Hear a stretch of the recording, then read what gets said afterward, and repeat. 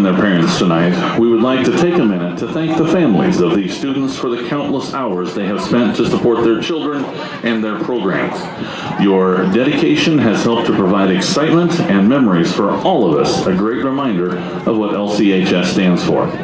This evening, we're here to honor our senior students from the following programs: the marching band, dance team, the cheer squad, and the football team.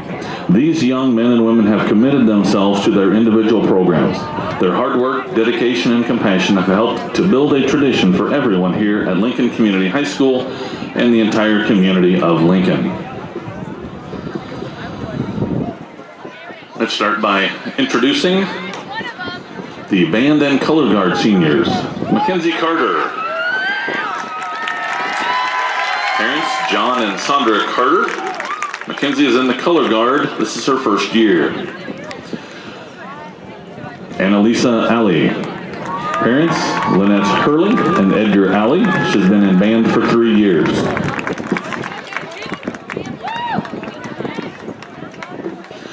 Joe DePascal. Parents, Steve and Jennifer, been in band for 4 years.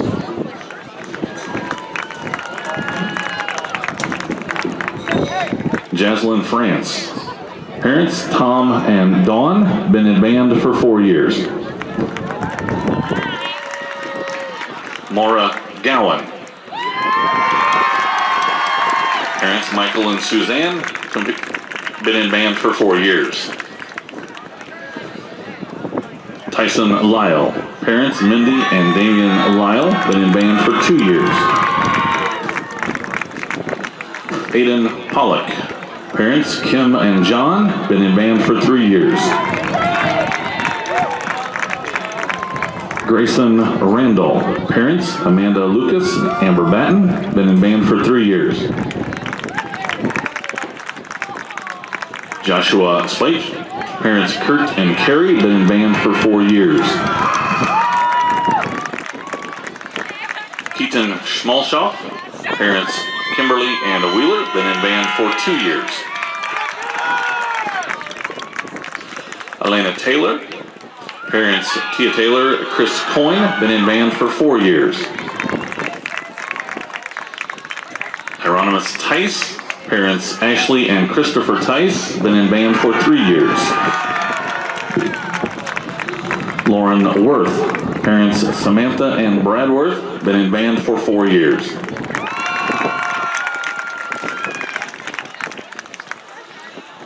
Let's meet the cheerleaders. Olivia Morrow. Parents, Bob and Amanda Morrow, been in cheerleader for 4 years.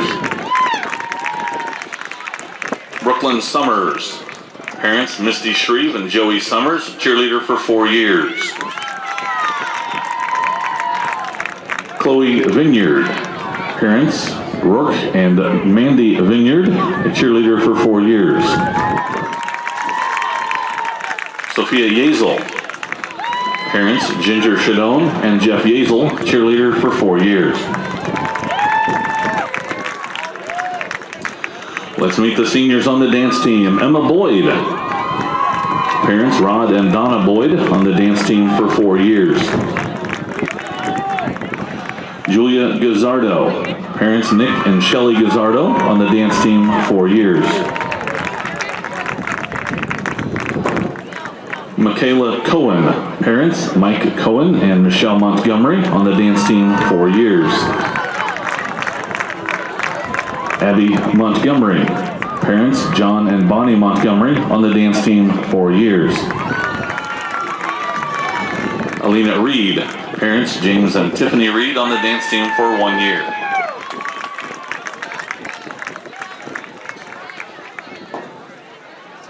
And here are the senior football players. Hayden Allen. Parents, Christy Allen and Josh Hofert, been in football for 3 years. Scotty Batten. Parents, Scott and Tiffany Batten, in football for 2 years. Tony Gandolfi. Parents, Billy and Samantha Gandolfi, in football for 4 years. Hayden Gellner.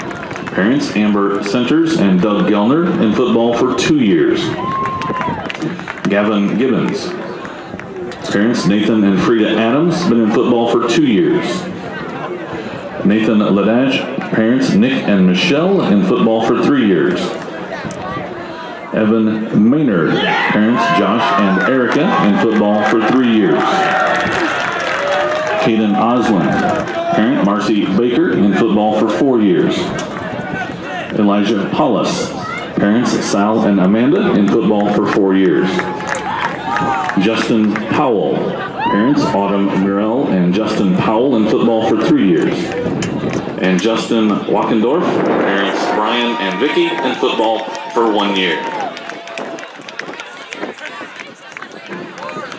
We are very proud of each and every one of you. We would like to take this time to thank you, Railers, for the past 4 years. Good luck tonight, and go Railers!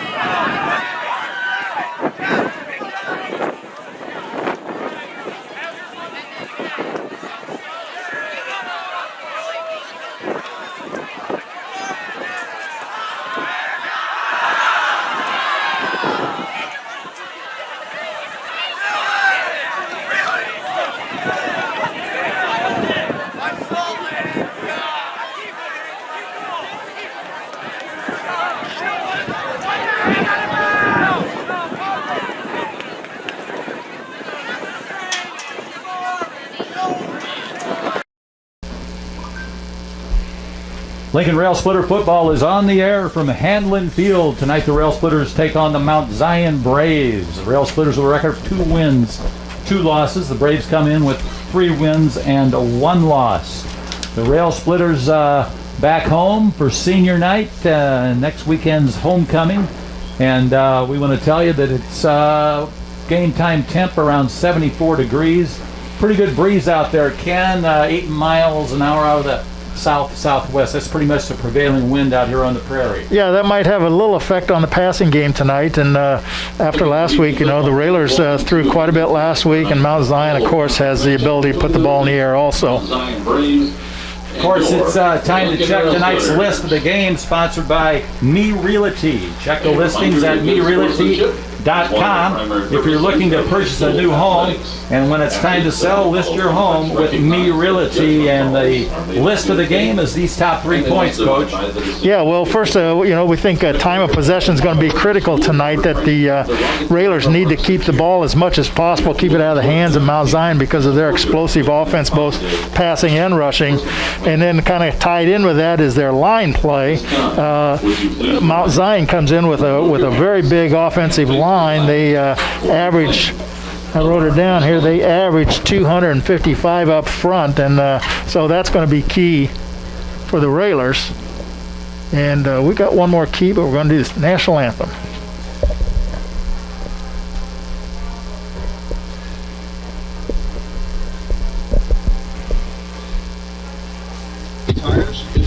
Hey guys, Yeah. I have the commercials playing during the anthem.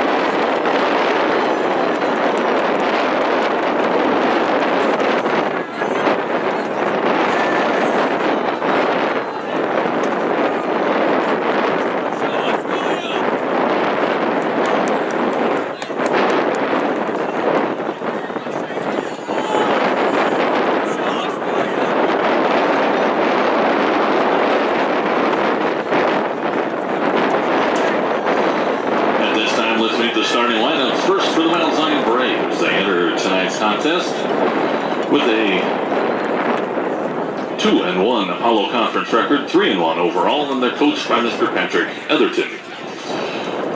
Their defense includes number 58 defensive lineman Victor Bain, defensive lineman 54 Ryan Butts, 81 Mason McNeil, linebacker number 28 Zach Gerard, Matthias Adams, Gavin McInerney, defensive backs Sharon Petty, Ethan Henrik, Frank Tyrolt, and Christian Cahey.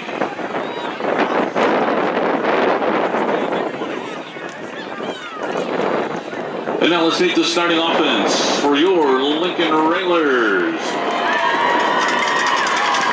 The left tackle, number 69, Wyatt Mommen. The left guard, number 71, Evan Maynard. The center, number 65, Ryan O'Donohue. At right guard, number 78, Hayden Allen. At right tackle, number 73, Evan Wackendorf. The running back, number 13, Isaac Decker. Running back, number 24, Keon Carson. Running back, number 18, Tony Gandolfi. Tight end, number 22, Jaden Ledley. Wide receiver, number 11, Trey Schilling. Wide receiver, number 3, Scotty Batten. And the quarterback, number 7, Elijah Paulus. And the rest of your Lincoln Rail Splitters.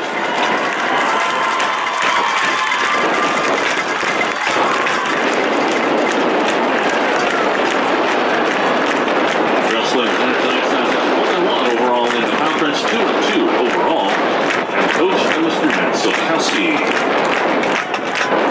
Officials for tonight, the referee is Brian Simpson, umpire Clem Felker, line judge is With the white pants, the green jerseys, and the white numerals. I like those home numerals, Coach, and let's take a look at the defense for the Railers. They're going to go with that 3-man front line. Again, the nose guard will be Evan Wackendorf. He's the big guy, 6'1", 300. He's a sophomore, wears the number 73. The defensive ends are Wyatt Mommen and Evan Maynard. Maynard wears the number 71. He's one of the captains for Lincoln. And for the linebackers, the outside linebackers are going to be the senior Tony Gandolfi and the sophomore Darren Stevens. The inside linebackers will be Tate Johnston and Jaden Ledley. Ledley playing both ways today, inside linebacker and tight end. The corners are going to be the twin brothers, Kenny Carson and Keon Carson, and the safeties will be Scotty Batten and Isaac Decker. And you've said it before, Coach, like Isaac Decker's leading the team in tackling, and that's really not a good sign when your safety's coming up to make those tackles. You need more tackles up on your linebackers and your front line. Yeah, and I think one of the goals tonight for the Railers, on defense anyway, is to kind of be disruptive up front and a little more aggressive than we've seen, and hopefully that will result in some more tackling up front and from your linebackers, and the secondary won't have to have such a burden as they've had in the past. The Braves of Mount Zion are coached by Patrick Etherton. He's been there quite a few years now, Bob. And of course, the Railers are coached by Matt Sokowski in his 6th season here for the Railers. So the Railers out now talking to the officials along with the captains, and we've got a 4th captain tonight. Is that number 78 for the Rail Splitters? Yes. Number 78 for Lincoln, one of the captains. This is the first time he's been a captain out there for him. I got to check that number. And that is Hayden Allen. And Allen's a senior. He's starting tonight. He's 5'11", 255-pounder for the Lincoln Rail Splitters. And Hayden Allen is the right guard up on that offensive line. So he's one of the captains tonight for Lincoln. And the regular captains are Evan Maynard, Elijah Polis, and Scotty Batten. So congratulations to Hayden Allen getting a start tonight as one of the captains. The Railers won the flip toss of the coin, Bob, and elected to defer till the second half. So the Mount Zion Braves will receive to start this action tonight. And tonight's kickoff sponsor, of course, is Chicago Street Rentals, located at 1909 North Kickapoo Street in Lincoln. Call 217-735-2422. That's Perry Weinbrenner and his gang out at 1909 1809 North Kickapoo at Chicago Street Rentals. And Keon Carson will kick it away for the Rail Splitters. And they've got a couple guys back. We'll try and pick up who they are. Number 6. That's the feared Christian Cahey, and number 11, Braden Trimble. As Keon Carson waits for the whistle, there it is, and he approaches. He'll kick it away from his own 40, and it's going to come down to Trimble at his own 10. He's at the 15, the 20, looks for running room up the middle, gets a block, and now he gets loose, and 3 railers wrap him up. Darren Stevens was one of the railers there, and we'll try to pick up the others. Stevens was one of the players there for Lincoln. I'm trying to pick up this one coming to the sidelines, and that is number 42 for Lincoln was in on the tackle, and that was Gavin Gibbons. We've seen him before on the special teams. Gavin Gibbons in on that tackle. Where's the number 12? He's 5'9", 170, and it's going to be 1st and 10 for the Mount Zion Braves, and they're led by their young quarterback out there. So we're going to see how good he is. He's supposed to be the backup quarterback, but you know how backup quarterbacks go. He might be the best guy on the team. Tyson Evans. He's got the snap. He rolls out to his right. Oh, and a nice tackle in the backfield. He tried to straight arm that rail splitter, and let's see if we can pick up who that is. Scotty Batten. Scotty Batten on a nice open field tackle. He got the straight arm, although there was a small gain for the Braves. Well, he looked like he wanted to actually maybe throw the ball, but Batten took that away by getting to him before he had a chance to find his receiver open there, just out in the flat, just a little ahead of him, and Batten took that away. He took him for a 1-yard loss, so now it's 2nd and 11 for the Braves. They come out of the shotgun. Almost pulled the rail splitters off sides, but they didn't go. Evans waits for the snap, still out of the gun. He's got a little time. Now he's got it. Hands off to his running back. That's Cahey, and Cahey's wrapped up. Stevens there to help out, but the man that wrapped him up was number 80-something on the far side there. I thought that was Stevens, maybe. Well, he was there to help out, but there was somebody else up there on the front line. Your 3rd down 10. Well, it was a good defensive play there. Got a couple of great Lincoln defenders on there to stuff it there in the middle for only 1-yard gain. So 3rd and 10 now for the Mount Zion Braves.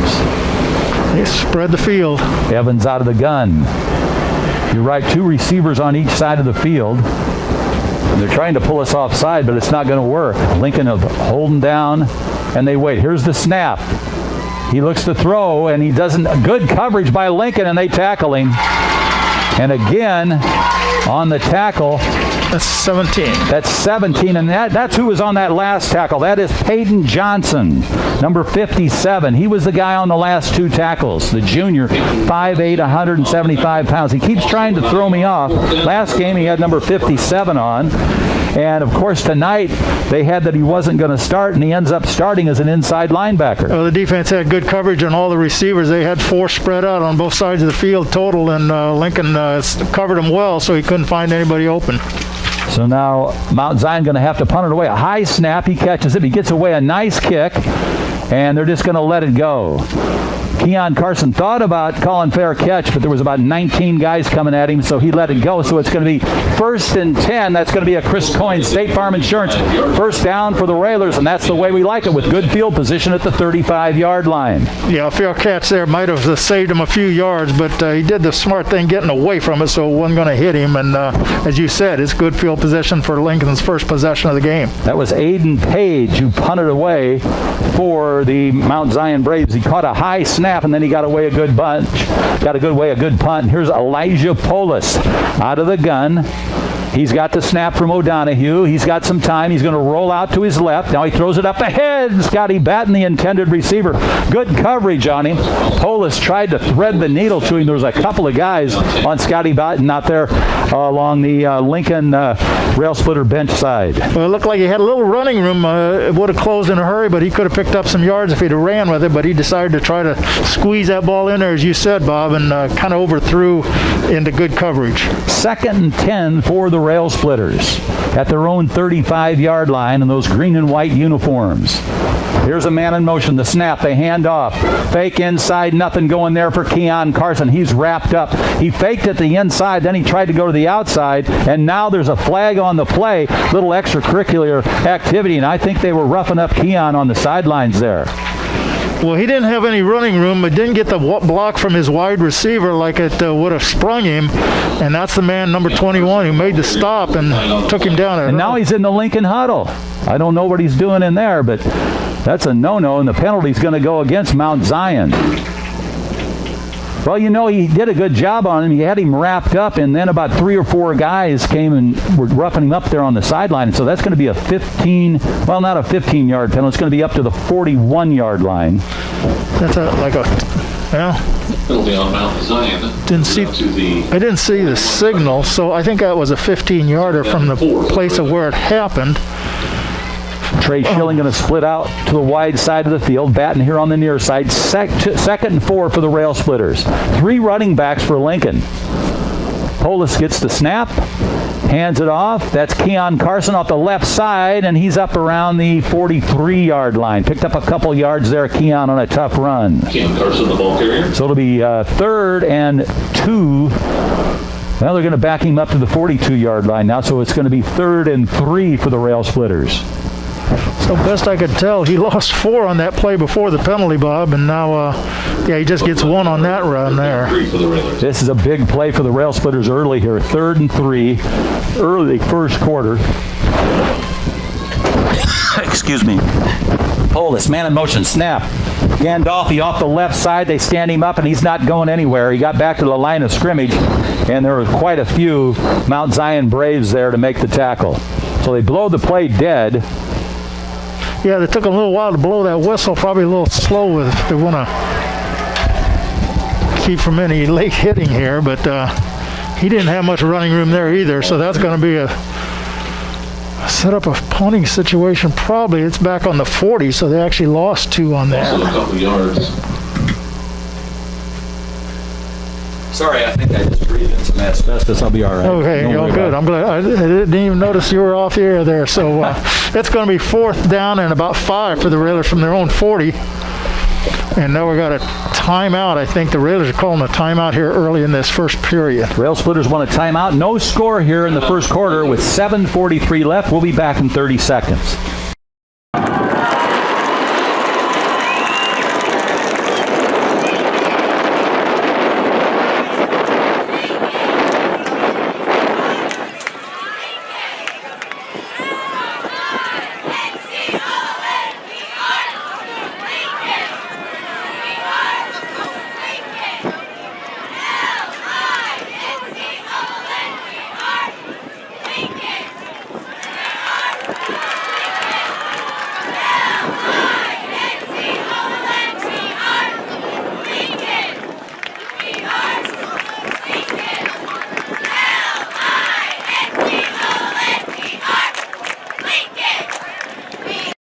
Called a timeout. You're listening to Lincoln Rail Splitter football on 96.3 FM, and we're streaming live. Lloyd Kirby up on the deck, and he takes care of all the engineering for us. And Winnie's back at the station. 4th and 5 for the Rail Splitters, and we're going to have to punt it away, Coach. That'll be Justin Powell on the long snap, and Ledley will punt it away for Lincoln. Jaden Ledley.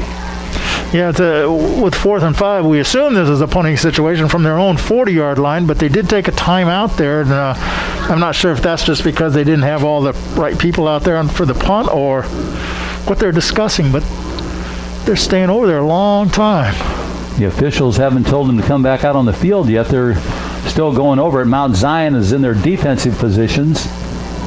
And Lincoln's still, and the officials out there talking now, so maybe there's something else going on, like you said. There's something, but I don't know what. Lincoln's still standing in their huddle along the sideline. If you're with us on the streaming live, you see what's going on.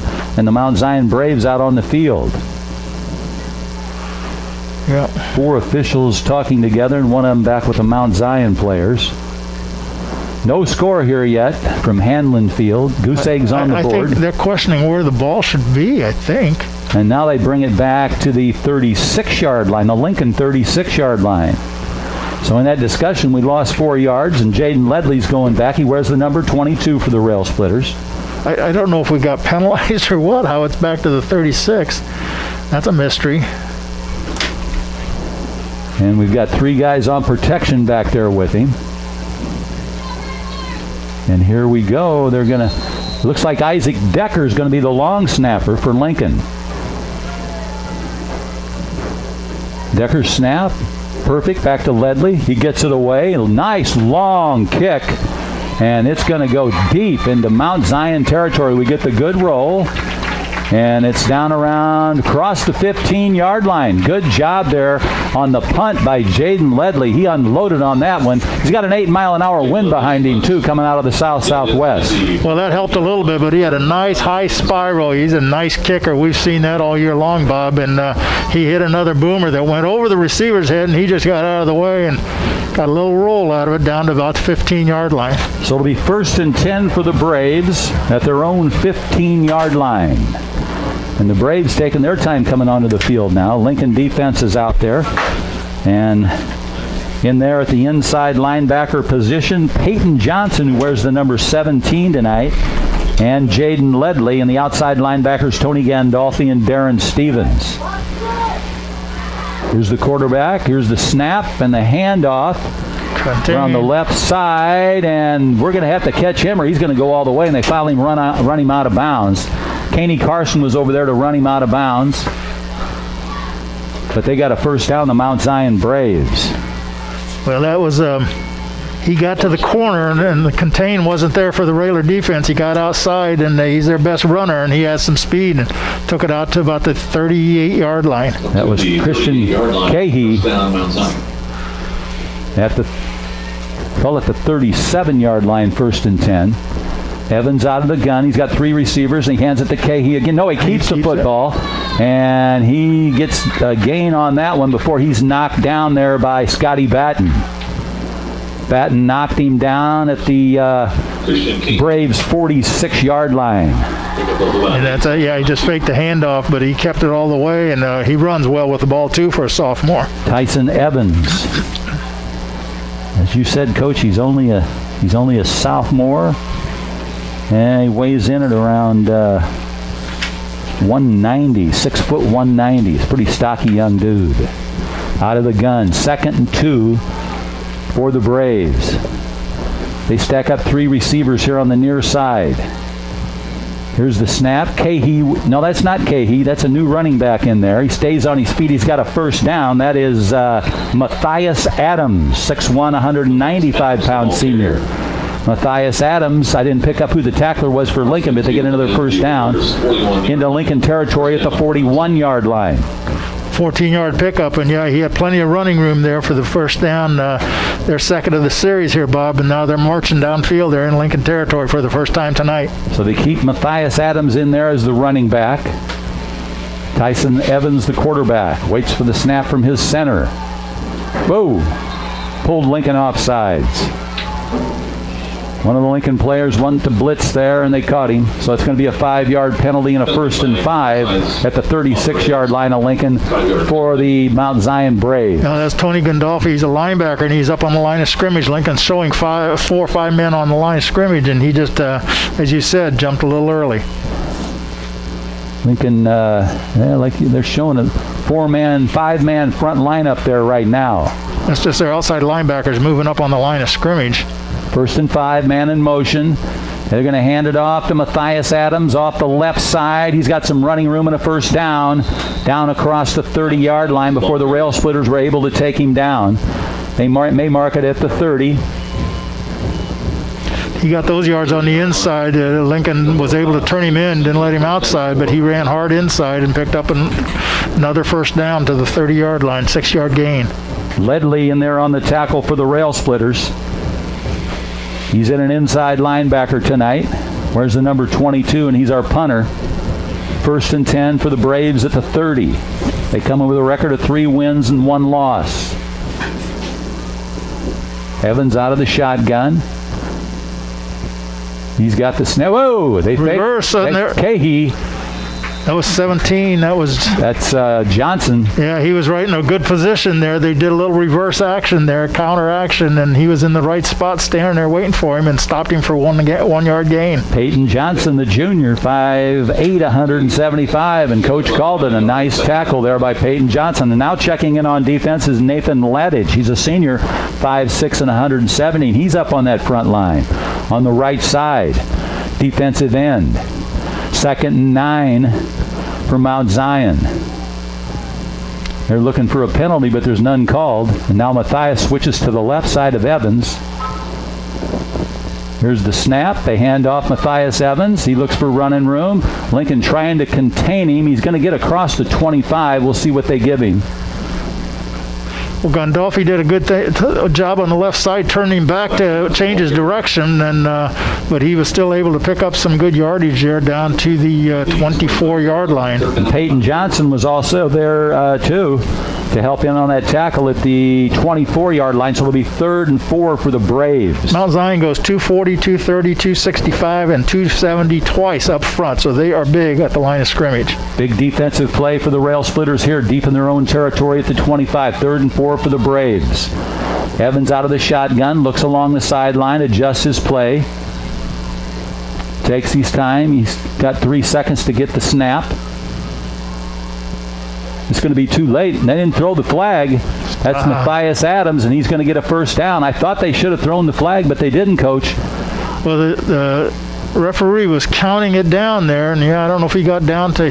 He keeps it on the field there too, so they just got it off in time, and he made a nice run there. They had him stop the line. He made a nice move to his right to find some running room and picked up the first down to the 14. 14-yard line, first down. With 3:19 and the clock on the move here in the first quarter, still with no score. Matthias Adams in the backfield with Tyson Evans. They're in no hurry. Evans waits for the snap out of the gun. He's got it. Gives off Matthias Adams up the middle, and he's going to go for 6 points and a touchdown for the Mount Zion Braves, and they lead at 6-0 with 2:58 remaining in the first quarter. He got some good blocking off that left side, and he virtually just trotted into the end zone. Yeah, he came off, got the handoff and just veered to his left. As you said, there was a nice running lane there. They had good blocking and no green shirts to stop him as he went right into the end zone. Well, we'll try and see who's going to kick this extra point. I think that's Traxler. Extra point attempt by Braden Traxler. Braden Traxler. The long snap will be by Mason McNeil. And the placement. Kick snaps too high. Too long, and he's not going anywhere. So that was a high snap there by Mason McNeil, and they don't get the extra point. So we just got to get some points on the board and get that 2-point conversion. We're going to take a 30-second timeout. The Braves lead the Rail Splitters 6-0. You're listening to 96.3 FM.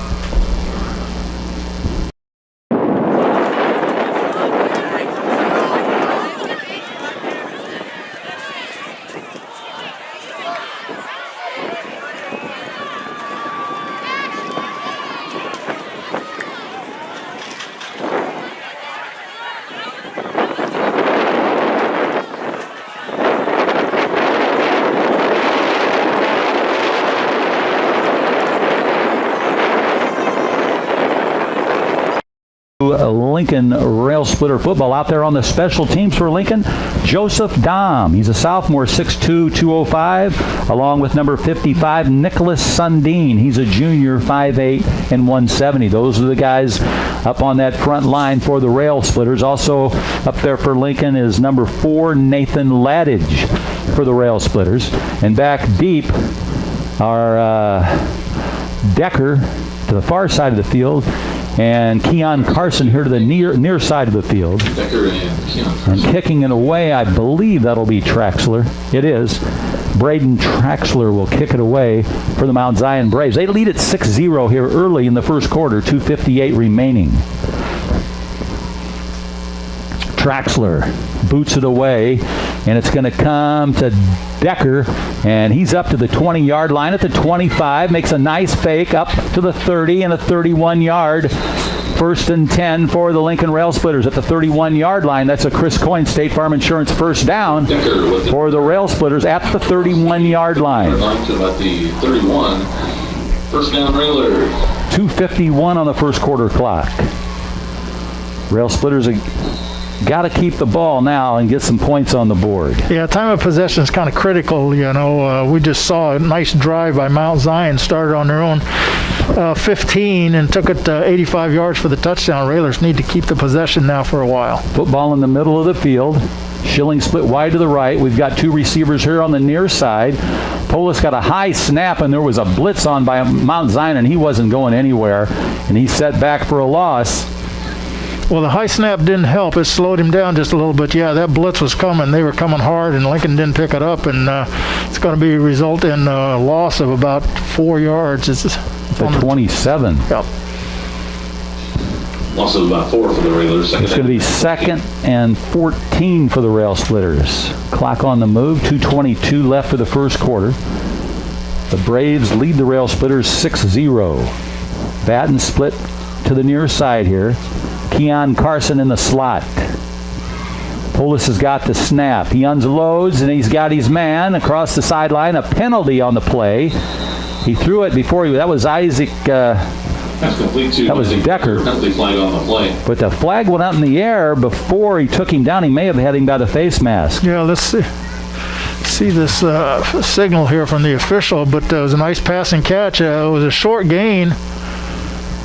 Isaac Decker came out of the backfield. It's against Lincoln. That might be illegal man downfield. I'm not sure with that signal. I got the signal chart here somewhere.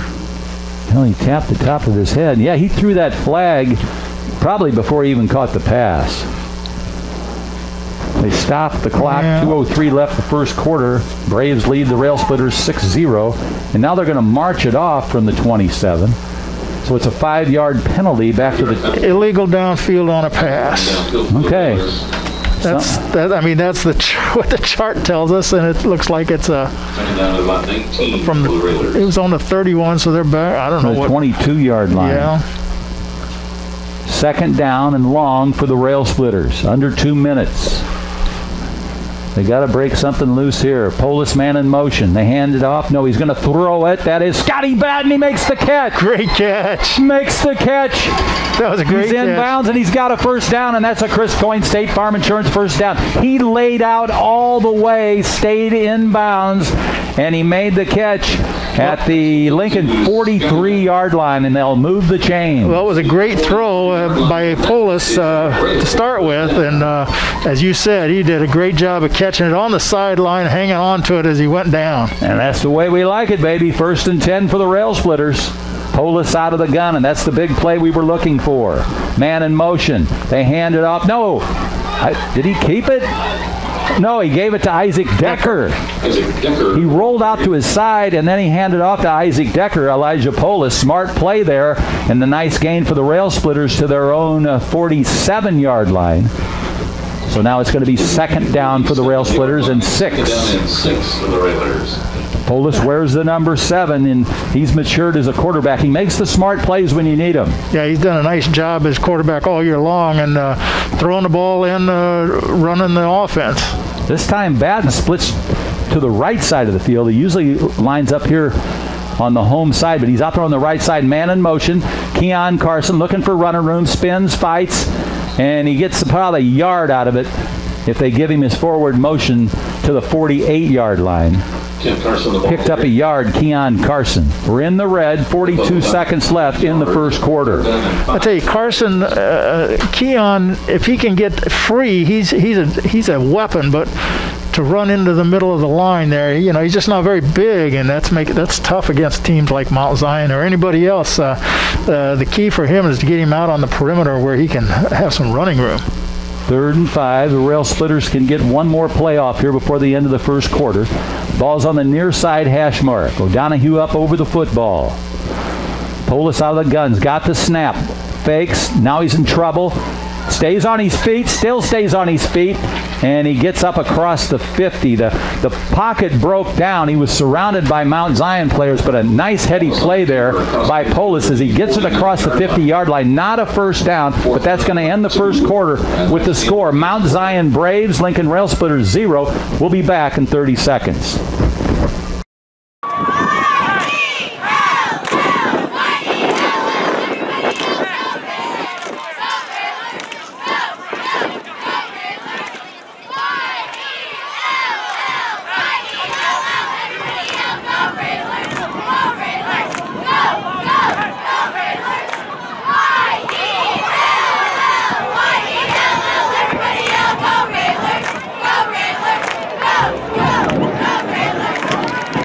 Lincoln Rail Splitter football, and the ball just spotted across the Lincoln 49-yard line, a football link.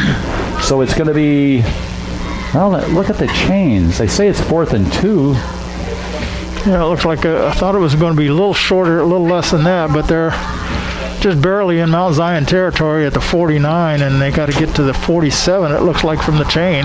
Yeah. They just have to call their 2-yard plus play here. No, they got to get to the 42. That's where the end of the chains are. That's really... They're going this way now. Oh, I'm sorry. They changed direction. Hello, Robert.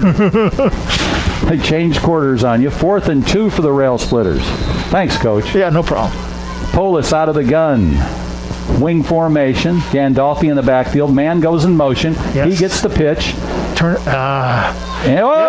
got it. He got it all by himself. Play. And I'll guess that's Isaac Decker. That's the way he plays. Pops up out of the huddle. That's Isaac Decker. We've seen him do that since he's a sophomore. You think he's tackled. He keeps those feet moving, and the next thing you know, you've got a Chris Coyne State Farm Insurance first down, and that's the way we like it. It's a nice 7-yard run by Isaac Decker to get that first down, and he was stopped in the backfield, Bob, as you said, and just found his way to find some yardage and just dove and the will to get it, and he got it. Ball at the Mount Zion 42-yard line. 1st and 10. Man in motion is snap, passing, dive on it, get on it, anything, and we got the football. Wild snap, and credit Keon Carson. He was alert, very quick to go back and dive on the football back in Mount Zion territory at the 46-yard line. So a big loss for Lincoln there on the snap. 12-yard loss, which is a killer when you're trying to get some momentum going. Keon Carson saved the day there. He saw it out of the corner of his eye, and he went back and pounced on it. 2nd down and very long for the Rail Splitters. Polis out of the gun. Man in motion, Keon Carson. Polis rolls out. Now he throws it back across the grain to Keon Carson. He's at the 50, the 45, the 40. He's on the run across the 35. Well-designed play there, Coach. That's what you like to do, is get him out in the open so he can run, and that's what he did there. You're right. That was a nice he went in motion one way, and the quarterback rolled the opposite way to his right and then threw back to Carson in the left flat, and he got it down to the 34-yard line. Keon Carson showing that blazing speed, so it'll be 3rd and 2 for the Rail Splitters. Very nice play. Coach described it perfectly. Keon Carson faked him out, and Polis wheeled around and hit him on the run. Polis out of the gun. He's got Gandolfi back there at fullback. Man in motion, Keon Carson. They give it to Gandolfi off the right side, and he's down across the 30 for a Chris Coyne State Farm Insurance first down to the Mount Zion 29-yard line. The big guy, Gandolfi, picking up a first down for the Rail Splitters. He got some nice blocking off that right side of the line. That was a nice 5-yard run, and that was just power football right there. He got a little blocking up front, a little push up front from the line, and picked up 5 yards, as you said, for the first down. I'll tell you what, if that worked, do it again. 1st and 10 for the Rail Splitters at the Mount Zion 24. Go ahead, Coach. No, it's Railer's 3rd first down, exactly what we wanted to see, a nice long drive. Polis, man in motion, Keon Carson. Polis rolls out to his right, looks, throws long. Underthrew him. Mount Zion and tackled in the backfield there. That's an interception from Mount Zion at the 6-yard line. So it'll be 1st and 10 for the Mount Zion Braves at the 6-yard line. That's a shame. He just terribly underthrew that. The coverage was there, but if he'd have thrown it deeper, he might have had a chance because the receiver was behind the defender. But the ball was underthrown and picked off on the 6-yard line. Good recovery there by the receiver making the tackle on him. 1st and 10 for Mount Zion at the 6. 9:23 remains in the half. Mount Zion leads at 6-0. This is a time for the defense to shine to keep Mount Zion deep in their own territory. Mount Zion in those white uniforms, the white helmets and the red numerals and the black pants. Here we go. 1, 2, 3, 4, 5, 6 Railers up on the front line, and the play is blown dead. Yeah, there's an illegal motion, I think, against the Braves. Braves with their back against the wall at the 6, and the Lincoln stacked up about 6, 7 guys up on that line, and they were all ready to get in there. Yeah, well, they're running some, I won't call them misdirection, but they're running some slant plays there, and they've got 2 good running backs in the backfield, and they're just kind of slanting off tackle and finding some big yardage. That play was going to go for some big yards there, too.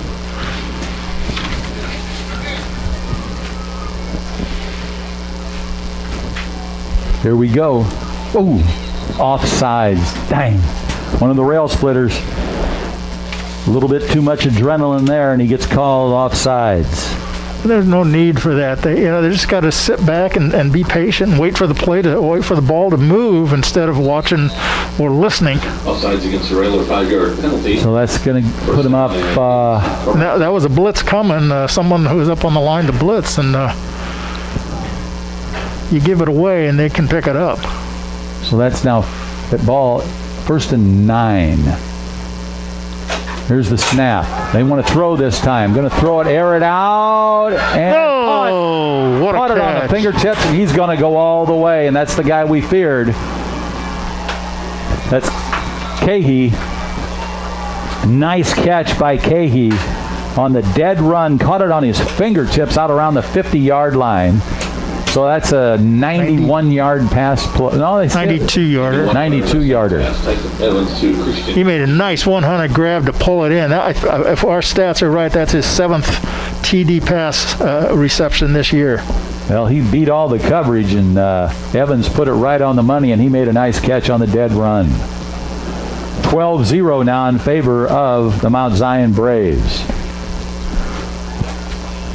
We'll check to see who the point after attempt. I think it's going to be Traxler. Braden Traxler will attempt the extra point unless they attempt to go for 2. They may go for 2 here. They were unsuccessful on that last one. Yeah, it looks like, they got Matthias Adams in there at running back now. And they'll snap it to Evans, he's going to keep it and throw it in the end zone for the 2 points. 2-point conversion in the end zone. No, it dropped. He dropped it. He dropped it. Or it got knocked out of his hand, maybe. He knocked it out of his hands, but I thought it was after the catch, but there's no call for the 2 points. So that was Mason McNeil, and one of the rail splitters slapped it out of his hands. I guess he didn't have control of it, so the score will remain Mount Zion 12, Lincoln 0. We'll be back in 30 seconds.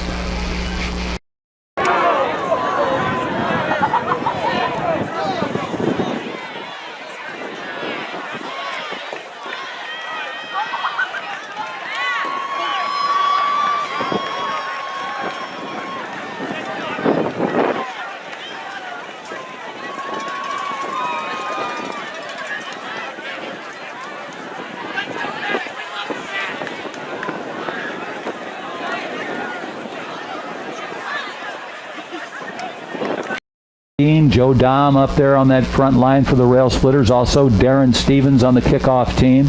Back for Lincoln, Isaac Decker. Where's the number 13? He's a junior. And the sophomore, Keon Carson.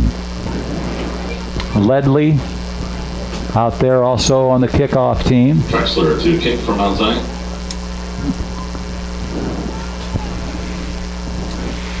Traxler going to kick it off for Mount Zion. He wears the number 28. Braden Traxler. 9:06 left for the half. Mount Zion leads at 12-0. Lincoln needs to get on the board. Traxler on the approach now. Here's the kick, and it's going to come down to Lincoln at the 20. He drops it. Now he picks it up. Now he looks for running room. Now he's got running room, and he gets hit at the well, he's still fighting. Still not down. Great. That was one of those up men for Lincoln. That was Jaden Ledley, I think. Is that Ledley? Yeah. Jaden Ledley. Nice job by Ledley. It was a short kick, and he grabbed it, and he got his money's worth. He kind of fumbled it at first, and then he fought for some good yardage, and that's going to be a Chris Coyne State Farm Insurance first down at the Lincoln 37-yard line. As you said, yeah, he battled hard to get those yards. I mean, he wouldn't go down. They had several tacklers trying to get him down, and he kept fighting and got some extra yardage out of it. He's our tight end and our punter. He's a junior, 6'2", 160 pounds. Here's the snap. Now they throw it out. That's Keon Carson. Carson, nice job. I believe that's Keon Carson in the slot there, and it was to the 45-yard line. Keon Carson out there in the slot, and he got a little running room, and he's just up close to the 45-yard line. He made a nice move there to get himself some extra yardage. There was a defender there, but he kind of cut inside and struggled hard to get that extra yards out to almost the 45. 2nd and 3 for the Rail Splitters. 8:25 left for the first half. Mount Zion leads it by 2 touchdowns. Polis got the snap, man in motion. Gives it to Isaac Decker. Decker spins, and he's up around the 44. It was a loss there. And he made it back to the line of scrimmage. Call it the 45, so it'll be 3rd and 3 for the Rail Splitters. They gave him the line of scrimmage. Yeah, big play coming up here. 3rd, he's still in their own territory at the 45. Really want to keep this drive going, and so they need 3 yards here. Well, 2 yards to pick up the first down. They only got a couple plays that work.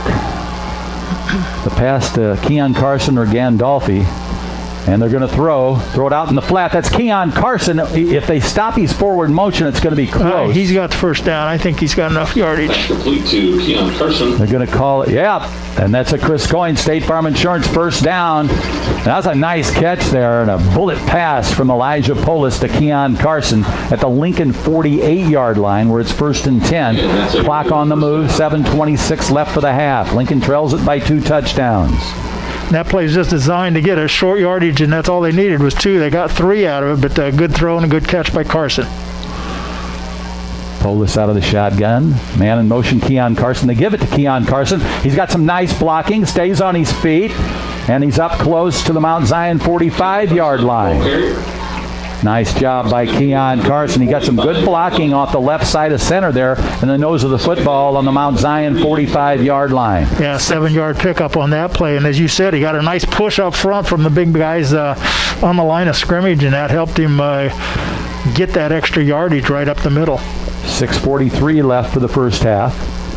You're listening to 96.3 FM on your radio dial. Polis out of the gun. Keon goes in motion. Now Polis rolls to his right, looks. Now he's just going to keep it along the sideline. He's at the 40. He's got a first down and ran out of bounds. And they're going to call it the 43-yard line, and that's going to be a Chris Coyne State Farm Insurance first down, and that's the way we like it, baby, at the 43-yard line. Pardon me, that's the 38-yard line of Mount Zion. At the 38, it'll be 1st and 10. Now, I don't know if it had anything to do with the play, but we saw the exact same play earlier. Carson was on the opposite side of the field, wide open. Nobody covering him. If Polis could stop and throw it clear across field, he was wide open. That stopped the clock going out of bounds at 6:26. 1st and 10 for Lincoln. Keon in motion. Polis is going to keep it up the middle. He's on the run. Got another first down. Stays on his feet at the 20. Now he's at the 15 and dives up ahead close to the 10. They're going to say he went down at the 12. His knee went down at the 12-yard line. And that's a Chris Coyne State Farm Insurance first down for the Rail Splitters. There's Elijah Polis showing his talent there, hanging on to the football and getting deep into Mount Zion territory at the 12-yard line. 26-yard pickup on that, and he showed some good moves if he got out into the open field, Bob, and slowed down once and then cut to his left and got down to the 12. 6 minutes, 8 seconds on the first half clock, and now the official calls a timeout. It looks like that's going to be a timeout for Mount Zion. They want to stop the momentum of Lincoln. Mount Zion leads at 12-0, 6:07 on the first half clock. We'll be back in 30 seconds.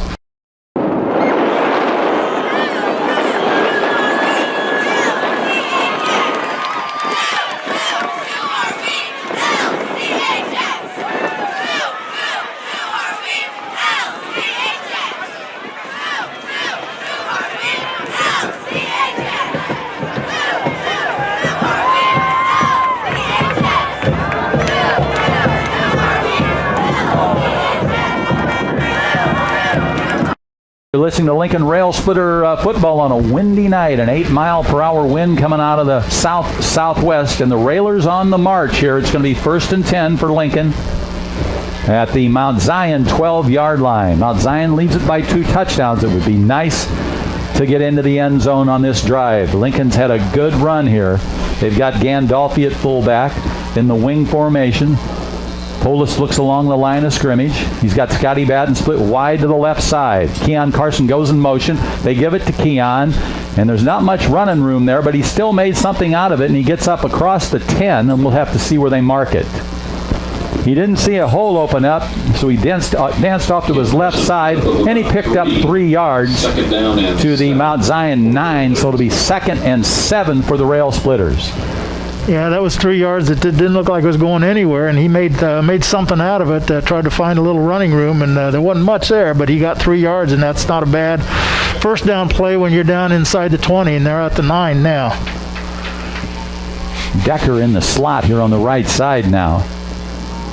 Man in motion, Keon Carson gets the... No. Polis kept it. Polis on his feet. He's in. He's in for the touchdown.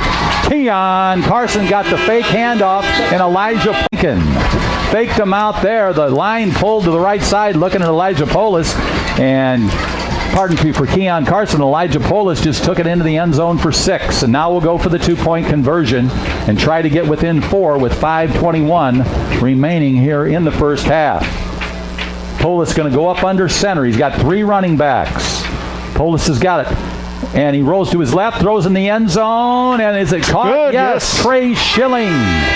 Trey Schilling in the end zone makes the catch for the 2-point conversion. And nice design play there to Trey Schilling on the pass from Elijah Polis. And that'll make the score Mount Zion 12 and Lincoln 8. 5:21 on the clock. 2-point conversion, good for the Railers. And your kickoff sponsor is Chicago Street Rentals, located at 1909 North Kickapoo Street in Lincoln. Call 217-735-2422. That's Chicago Street Rentals. Perry Weinbrenner, the nicest guy you'll ever meet, out there with all that equipment for your needs for whatever construction problem you've got. So we're going to look at it. Looks like Cahey and Trimble back. Keon Carson going to kick it away. Keon boots it, and it's going to go out of bounds.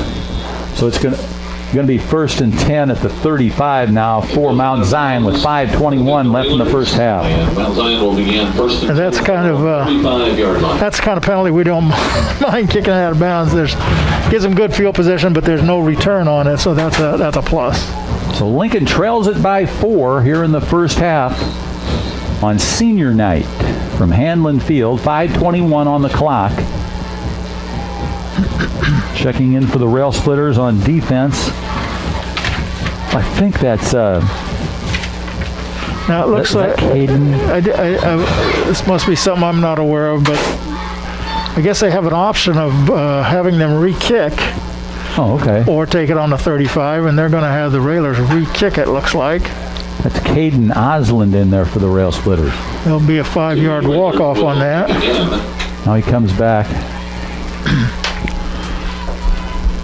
I guess I'm a little behind on my rules, Bob, because I didn't know that was an option at the high school level. Now Keon's backed up, as you said, 5 yards at the 35.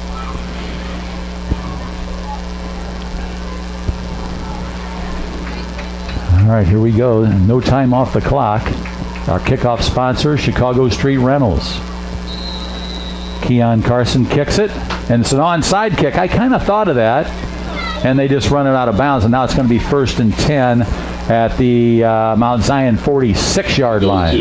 Yeah, I don't think the intent was to recover in 10 yards. I think he was just trying to keep it down low and get it downfield without giving the deep guys a chance to run it back. So they actually picked up, by that exchange, instead of the 35, they got an extra about 11 yards out of it to the 46. So it'll be 1st and 10 there for the Mount Zion Braves. And again, the Lincoln defense has to go to work with 5 minutes and 21 seconds left on the first half clock. They trail it by 4. You're listening to 96.3 FM. We're streaming live. We're on YouTube. We've got Lloyd Kirby running the show upstairs. Evans, the quarterback, talking to his running back. Now he looks over at Cahey, and he's going to hand it off. That's a new running back in there. He's got a first down and more, and he's finally taken down. On the tackle, that was, I believe, it was Isaac Decker for the Rail Splitters. Keon Carson was also there to help out. Caden Osland in there on defense now for the Rail Splitters. That was Zach Gerard carrying for the first time tonight. Where's the number 4? And he's going to stay in there at running back. They've got quite a few. They got that big line, as Coach told you, up there blocking for him. 1st and 10 at the Lincoln 41. Near side hash mark. Man in motion. And they hand it off again to that new running back, and he's knocked down. The tackle made by Osland that time. Caden Osland on the tackle for the Rail Splitters. That's Gerard again. He picked up 9 that time down to the 32-yard line. And it's just crossing in the backfield, and they've got running lane. They get some speed up in the backfield, and they hit the line of scrimmage hard and pick up 9 yards that time. Gerard, where's the number 4? Looks like he's a little shook up. Now he's ready to go. Evans out of the backfield. 2nd and 1, man in motion. That's Cahey. Breaks the tackle, and then he's finally tripped up and then tackled. Yeah, somebody had a shot at him, Bob, and they just missed him at the line of scrimmage, and he cut back in and got it down. Another first down, this time to about the 21-yard line, about 10, 11-yard pickup. Clock on the run, 4:06 left of the half. Mount Zion leads Lincoln 12-8. Evans out of the shotgun, waits for the snap. He's got it, gives to his running back. He tries to take it up the middle, and he does. 2 or 3 Rail Splitters on him. Again, Dolphy was there for Lincoln. Also Caden Osland. Ball at the 11-yard line of Lincoln now. That was a 5-yard pickup there. Pardon me, that's a 16. Yeah, that's a 5-yard pickup on that first down run, and they're in good position here to move in for another score here. The Lincoln defense has to come up with a big stop. They got 3 receivers on one side now. They're just grinding it out. Tried to pull us off sides there. Now they switch sides on the running back. Here's the snap. He gets it again. Straight up the middle. Dives up ahead to the 10. Yeah, he kind of dove under to get to the 10. I think that's enough for the first down. But what they like to do there, they spread those wide receivers out there, and Lincoln's secondary has to go out and cover them. And then they run up the middle, so that's 3 less tacklers for the inside. That's first, it's just outside the 10. So they leave the chains there. It's not quite 1st and goal. For Mount Zion.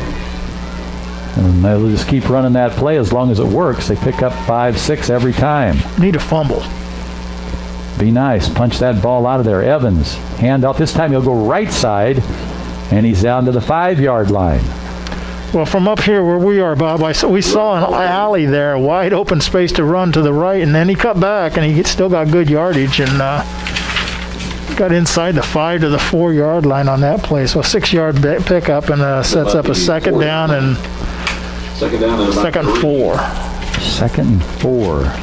That was Gerard again. He's done most of the carrying here in this on this drive. Gerard's 6 foot, 185 pounder. He's a senior. Evans will probably hand it to him again. Nope. No, now he throws. He caught it. He caught it. Touchdown. And that's Cahey. Yep. Got the 6 for Mount Zion. 4-yard pass play to Christian Cahey from Tyson Evans. That'll make the score Mount Zion 18, Lincoln 8. Let's see if they go for the 2 or they attempt the kick. Their kicker is Traxler, but they've got the running backs that can do the 2-point conversion. I would guess they're going to go for 2 here, just although they got the 10-point lead. With 2:02 left on the first half clock. Last time they went for 2, we thought they had it completed, and the Lincoln defender knocked it out of their hand right at the last second. Here we go, got the man in motion. He keeps it, Evans keeps it. Now he flips it up ahead. No signal yet. I think it's good. Yep. They're going to say 2-point conversion. Couldn't pick up who that was, but that's going to make the score Mount Zion 20, Lincoln 8. We'll be back in 30 seconds.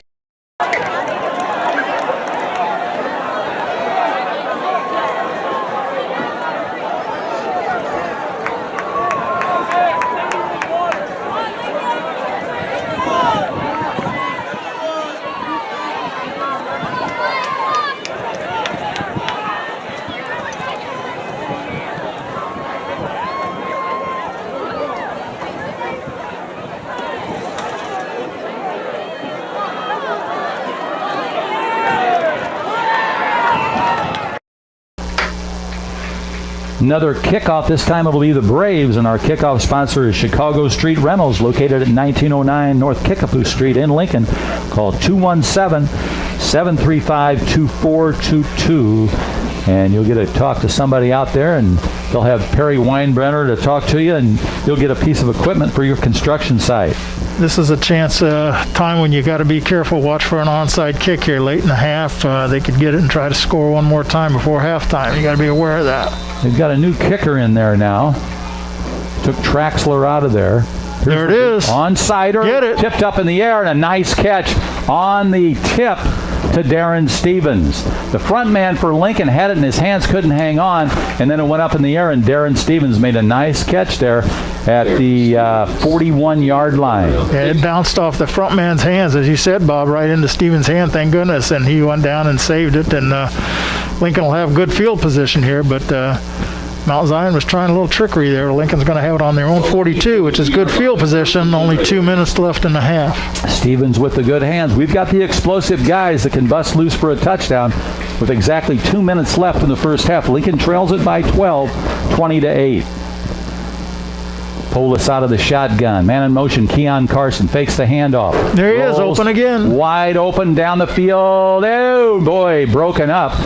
Intended receiver Trey Schilling had a man right in front of him, broke it up.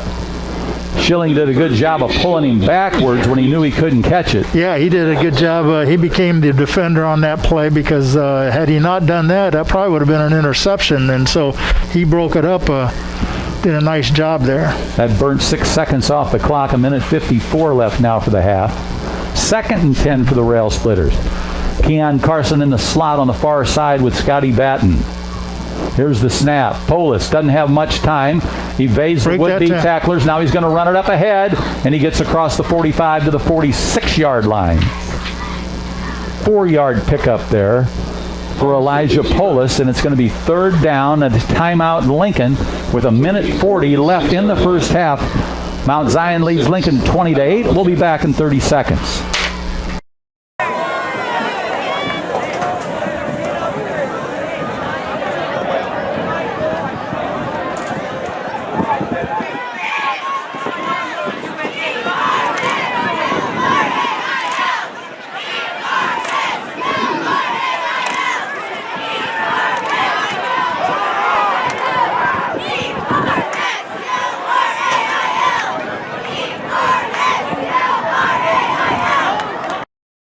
You're listening to Lincoln Rail Splitter Football, and here's the officials for tonight's football game. I want to say happy birthday to my daughter, Laura.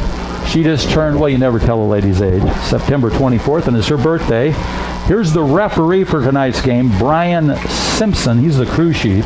The umpire is Clem Feldker. The line judge is William Nordquist. The linesman is Moffett, and the back judge is Siege. And here come the Rail Splitters. Polis out of the gun. Got the snap. Wants to throw. Will throw. Up ahead. Picked off. That's Matthias. Picks it off for Mount Zion. And the only guy to get him is nobody, and he's in for the touchdown. 6 points for Mount Zion.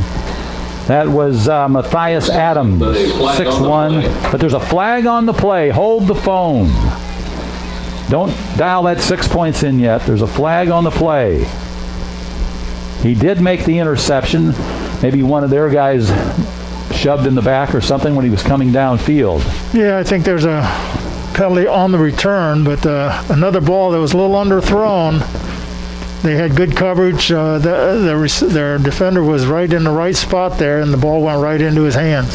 So Mount Zion's going to get the football at the Lincoln 33-yard line. Where it is first down, Mount Zion.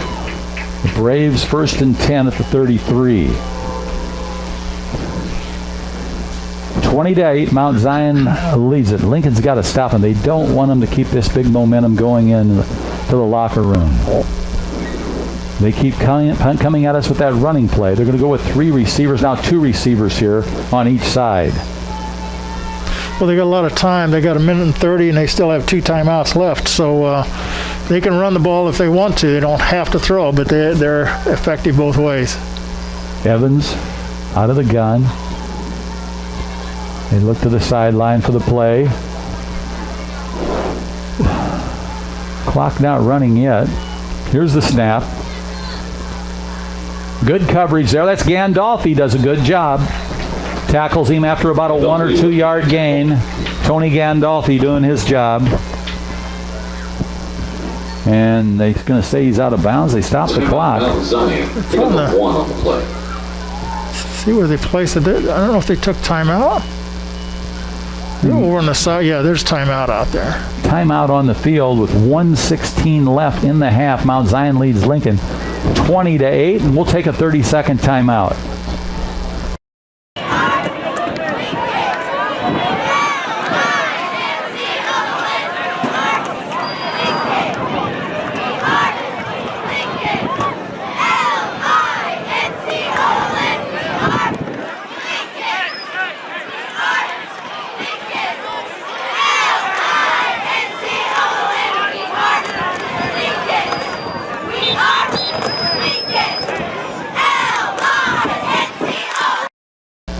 You're listening to Lincoln Rail Splitter Football out of Atlanta, Lincoln.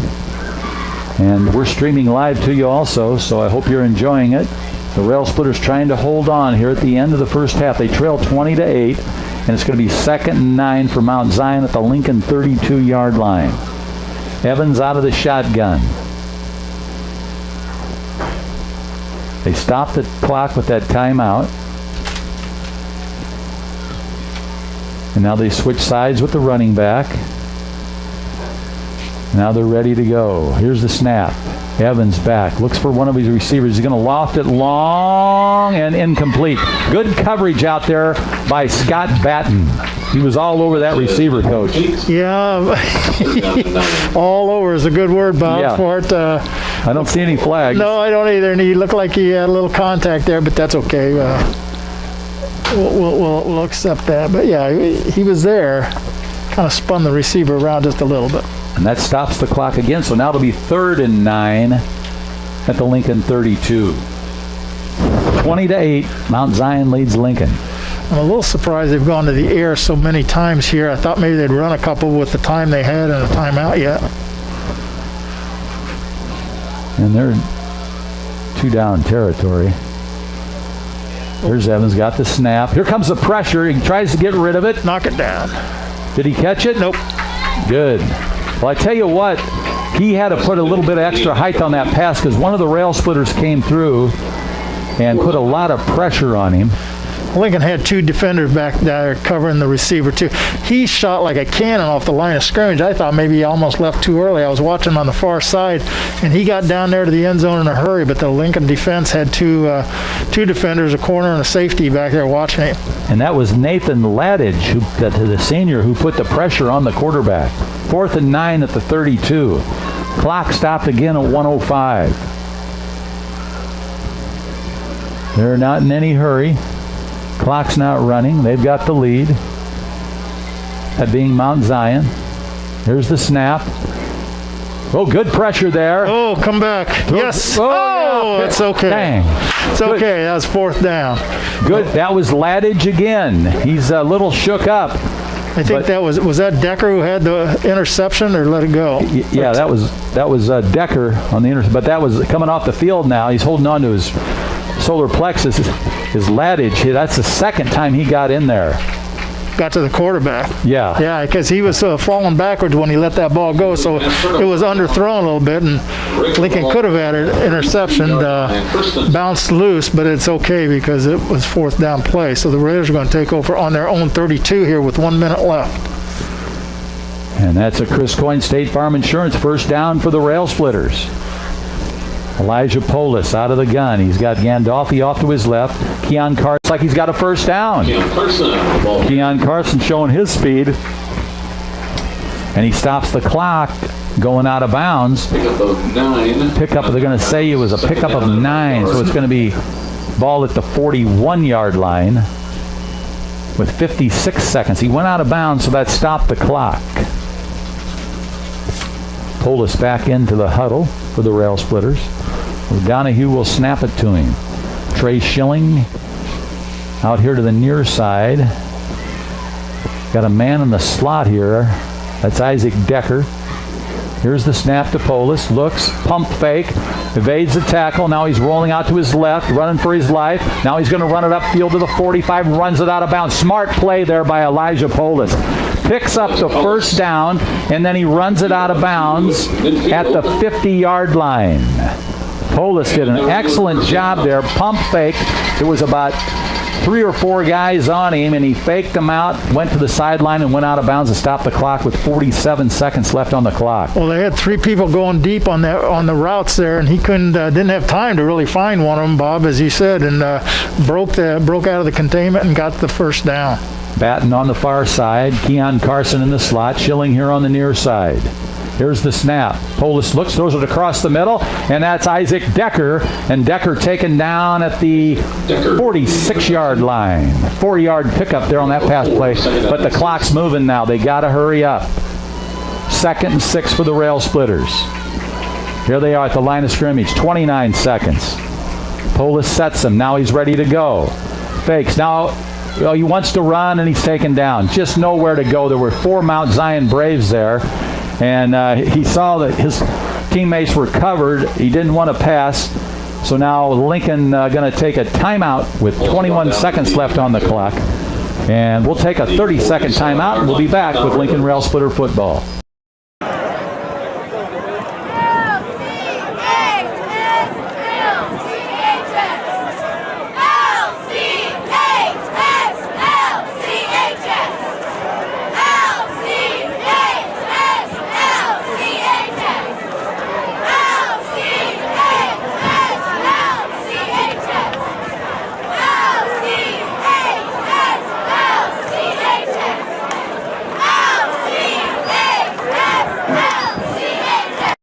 Splitter football on a Friday night under the lights.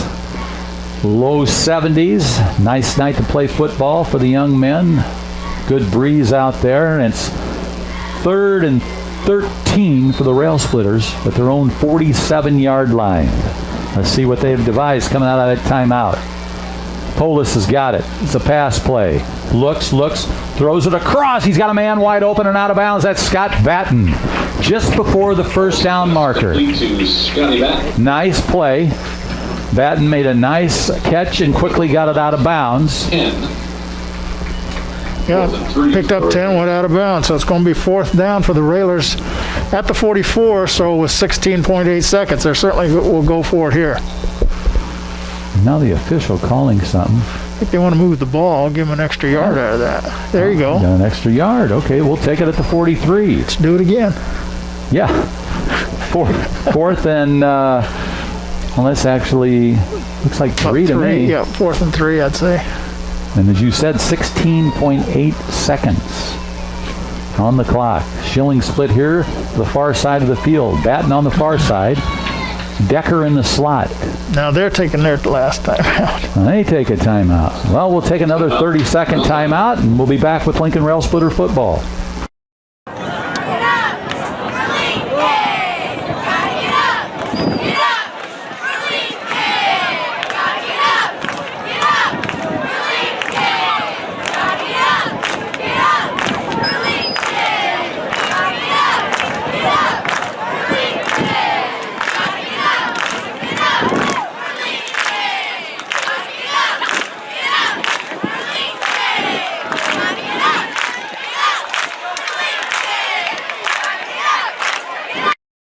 Football on senior night from Hanlon Field. Bobby V along with Coach Ken Schweitzer bringing you all the action. And this time Mount Zion took a timeout. They lead it by 12, 20-8. Lincoln on the march at the Mount Zion 43-yard line. It's 4th and 4, and Lincoln's got to bust a big play here and hopefully get out of bounds and then get another shot at it. Yeah, I think both teams are out of their timeouts. Used all three both here in this first half. So it's going to be a long shot, but you never know what could happen here. So, as you said, Lincoln could get out of bounds and stop the clock. They might get a couple plays off. Lincoln with the green jerseys, the white helmets, the white pants. Polis out of the gun. In motion, Keon Carson. Polis is just going to keep it. Gets the first down. Whoa, and he gets out of bounds, and he gets the first down. You're right, Coach, at the 39-yard line. I thought they had him stopped in the middle of the field there, and he went to the end, the sideline to stop the clock. A smart move. He's faster than you think. He put it right at the 40, so he picked up the 3 yards he needed. And that's a Chris Coyne, State Farm Insurance, first down. 12.7 seconds left for the half. Lincoln milking this half for everything it's worth. Now we could see a couple deep throws, possibly. Schilling here to the near side. Decker in the slot. Batten on the far side. Man in motion's Keon Carson. Polis wants to throw. Along the sideline. Batten is caught but out of bounds. So that stops the clock at 7.9. Mount Zion player caught it, but he was out of bounds. Yeah. Incomplete pass. Second and 10. The secondary is playing a lot looser, deeper than it normally would, obviously, in this situation with Lincoln going to throw and try to get it to the end zone. So it's going to be hard to throw a deep ball here. Lincoln's done a good job against a tough Mount Zion team. They got one more play, maybe two, if they get out of bounds. The far side hash mark from the press box. Polis out of the gun, man in motion, and he pitches it. That's Decker. Now he's going to throw. Intended receiver Schilling, incomplete. And that's that halfback pass option. And he threw a jump ball up for Schilling. He had three guys around him, and it was incomplete. So Lincoln will get one more play for the half. Down for the Railers.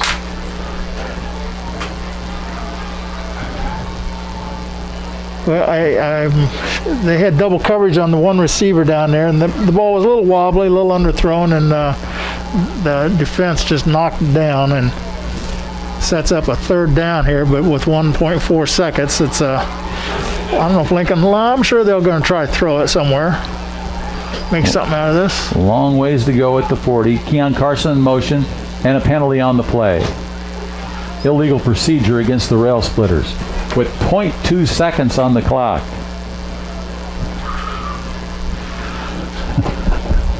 Yeah. Lincoln has not been penalized quite as much here in the first half as we've seen in weeks past, but unofficially we've got 5 on him this half. Ball back at the 45-yard line. Now what? Oh, they want to put time back on to 1.4, which they should do. Shouldn't make a difference, but got to get it right. Is he going to signal up?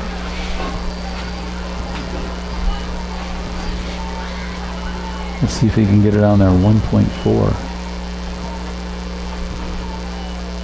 14. All right, that's better.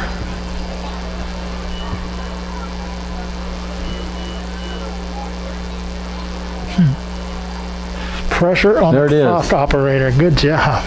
1.4. All right, here we go. 1.4 seconds for the Rail Splitters. From the Mount Zion 45-yard line. Polis has got it. He's just going to keep it. And he's running along the sideline, and he spun out of bounds, and that's going to end the first half with the score. Mount Zion Braves 20, and the Lincoln Rail Splitters 8.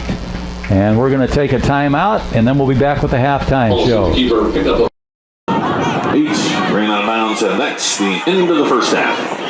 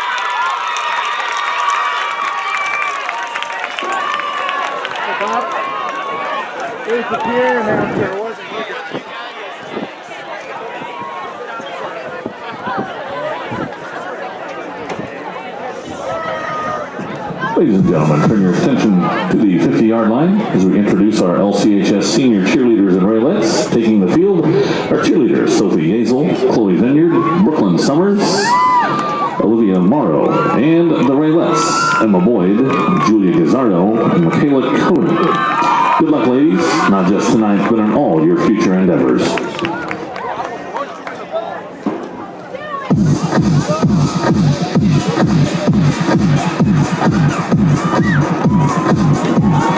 Give me a second, I need to get my thoughts straight. My friends are in the bathroom, getting higher than the Empire State. My mother, she's waiting for me, just across the bar. My teeth and taking down the songs I did, asking about the star.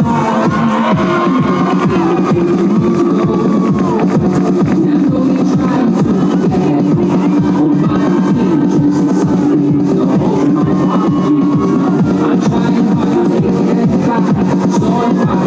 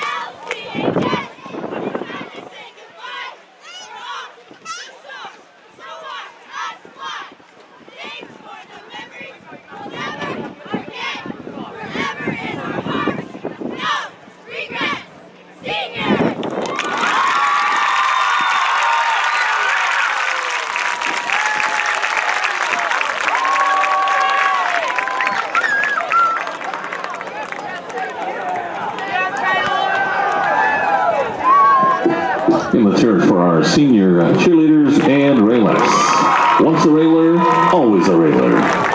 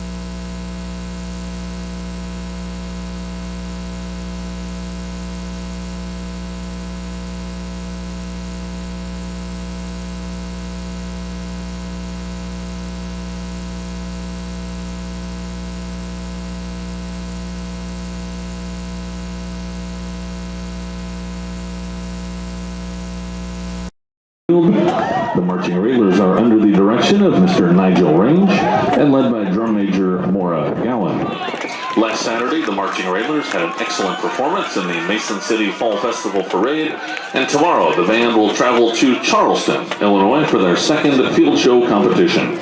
Tonight, the band will be performing 2 of 3 movements from their competitive show, City of Light. The show is based on French classics such as Infernal Gallop and Farandole. Drum major Maura Gowan, is your band ready?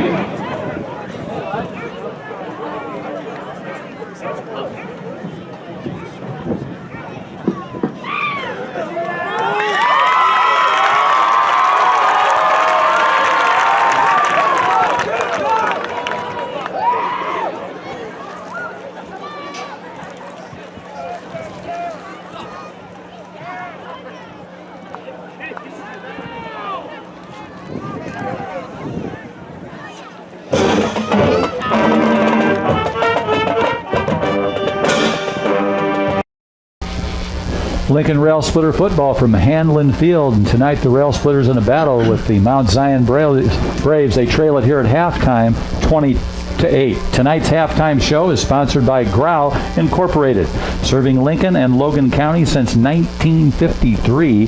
When it's time for the best deals on new and pre-owned vehicles, turn to Logan County's #1 leader in sales and service, Grau Incorporated, located at 1905 North Kickapoo Street in Lincoln. Phone 217-735-4444 or go online to grauincorporated.com. And that's Chris Grau. He's been out there for many years. His father started the business back in 1953. That is Grau Incorporated. Don't forget to stop by and get your car serviced, or maybe look at a new vehicle at 1905 North Kickapoo Street. And Coach Schweitzer, tonight the Rail Splitters have been in a battle. They've pretty well held their own. There's been some ups and downs. We've had our chances, but we trail it by 2 touchdowns here at halftime. Well, Mount Zion came in with a 3-1 record, including a 55-14 win last week against Taylorville. They came in ranked number 9 in the state in 4A football, so we knew we were in for a battle tonight. And Lincoln, of course, 2-2 coming into this game after winning their first 2 and dropping the last 2 games, but trying to avoid a 3rd loss in a row. And as you said, they've battled hard. 2 interceptions have been key for the Railers. One was down deep in Mount Zion territory after a long drive that started on their own 37. On their own 31, and then got intercepted deep in the Mount Zion territory. The next possession, the Railers did score. Mount Zion, on the other hand, got stopped their first possession and then scored the next 3 times they had the ball. So, it's 20-8 here at halftime. The Railers are certainly in this game still, and they will receive the ball to start the second half. They need to score sometime early in that 3rd period if possible, and find a way to slow down and stop the Mount Zion offense. Coach, while you got a chance here at halftime, we want to remind the fans to catch the Cheap Seats Saturday morning live sports show tomorrow at 9 o'clock. The scheduled guests, since this is senior night, will be the seniors on the Lincoln Rail Splitter football team, and that should be pretty good to listen to the guys talking to the seniors and what they've experienced. And we're halfway through the season now. This is halfway through the 5th game of the season, so it'll be interesting to see what the guys have got to say. The Cheap Seats is Saturdays at 9 a.m. on WLCN. You're listening to the right station, 96.3 FM, and this week the guys will be at Greyhound Lube at the old Four Corners on Route 66 out there across the way from the old Tropic sign. So don't forget to tune in and catch the Cheap Seats Saturday morning's sports show. So, Coach, I believe we'll get the kickoff.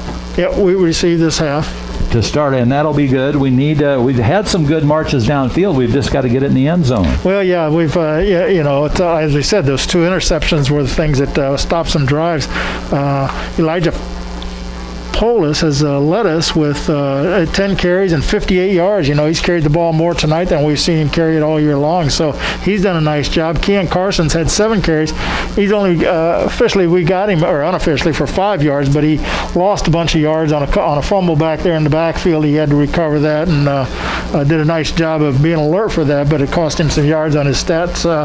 Elijah Polis threw 9 times, completed 6 of them for 66 yards, and of course Isaac Decker threw the incompletion on the halfback pass. So Lincoln's thrown the ball 10 times. The leading receiver has been Keon Carson. He's caught 3 passes for 31 yards. Scotty Batten's caught 2 for 31 yards, and Lincoln's touchdown came in the 5:21 mark of the second period. Polis carried the ball 9 yards on that drive for the touchdown. The extra point was a pass to Trey Schilling, and at that point it was 12-8. And then late in that second period, Mount Zion scored another touchdown to make the halftime score what it is, 20-8. So the Lincoln Rail Splitters need to go on a long drive to start that second half, burn some clock, put some points on the board. And what do you got there, Coach? Well, we talked about the keys to the game, or we wanted to go over those here at halftime, see how we're doing. First thing we said was time of possessions. Both teams have had 5 possessions, and the Railers are certainly not ahead in time. We don't keep the time here up here, but they've done a fairly good job of that. Line play, I don't know that we're winning the line of scrimmage. We're getting some sporadic blocking sometimes, but they're running the ball pretty well against us defensively. And then the last thing, penalties. That's every week a thing, it seems like, unfortunately. But we've had our share of penalties again here. We've had 5 unofficial. We got us down for 5. 1 big one, and then 5 little ones. And those little ones are the ones that add up and slow down drives. So Lincoln has to still work hard to try to clean that up. That's tonight's list of the game, brought to you by Me Realty. When you're ready to list your home, contact the professionals at Me Realty. Thanks for bringing that up, Coach. Coach is not only my color man, he's also my producer and director at sometimes here in the booth. I want to remind you, after the cheap seats, don't miss the Illini Guys Sports Spectacular Show.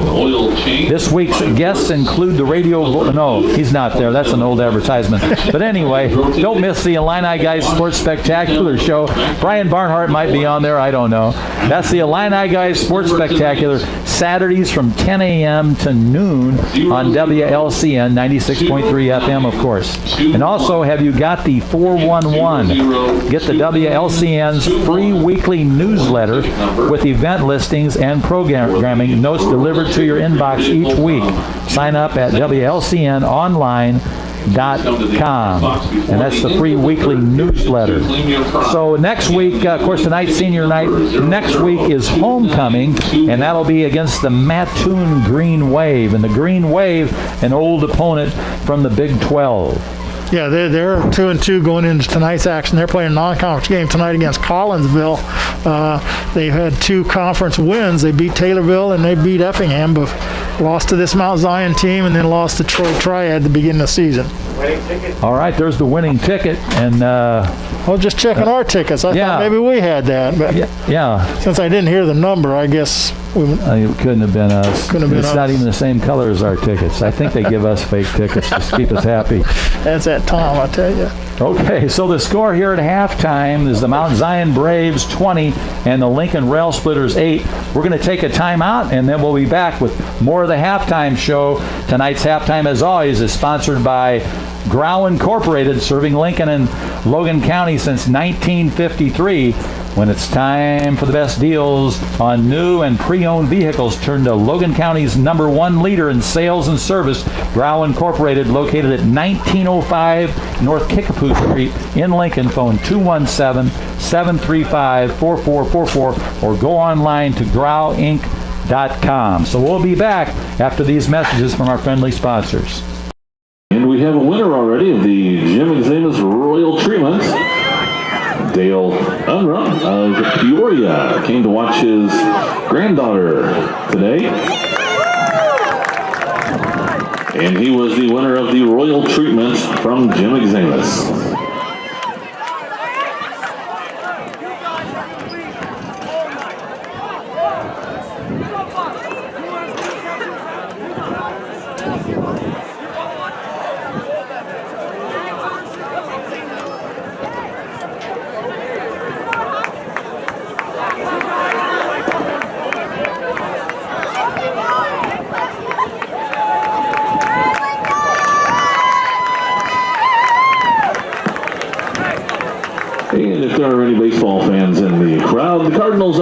leading the Cubs 8-2 in the third inning of the second game of a doubleheader.